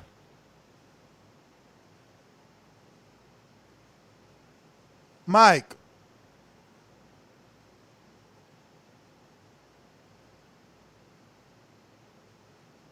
Mike killing me with the audio silence. What the fuck? Hello? What's up? Yeah, I've been asking you for like 3 callers if you was getting those picks I have down. some for my daughter. I do apologize. What's up? What you need? I was asking if you got those picks down. Nah, I ain't get them down. Oh, shit. All right. So that was the last call. That's all I wanted to make sure. But I guess NesGTO, Instagram and Twitter, catch us tomorrow on the betting show and in the morning show. Right here on youtube.com/ThaBoxingVoice and our 5 o'clock betting show, Bidding the Odds with TBV on patreon.com/ThaBoxingVoice at 5 o'clock. Mike? Gross1911 on IG and Gross2312 on Twitter. Peace out. All right.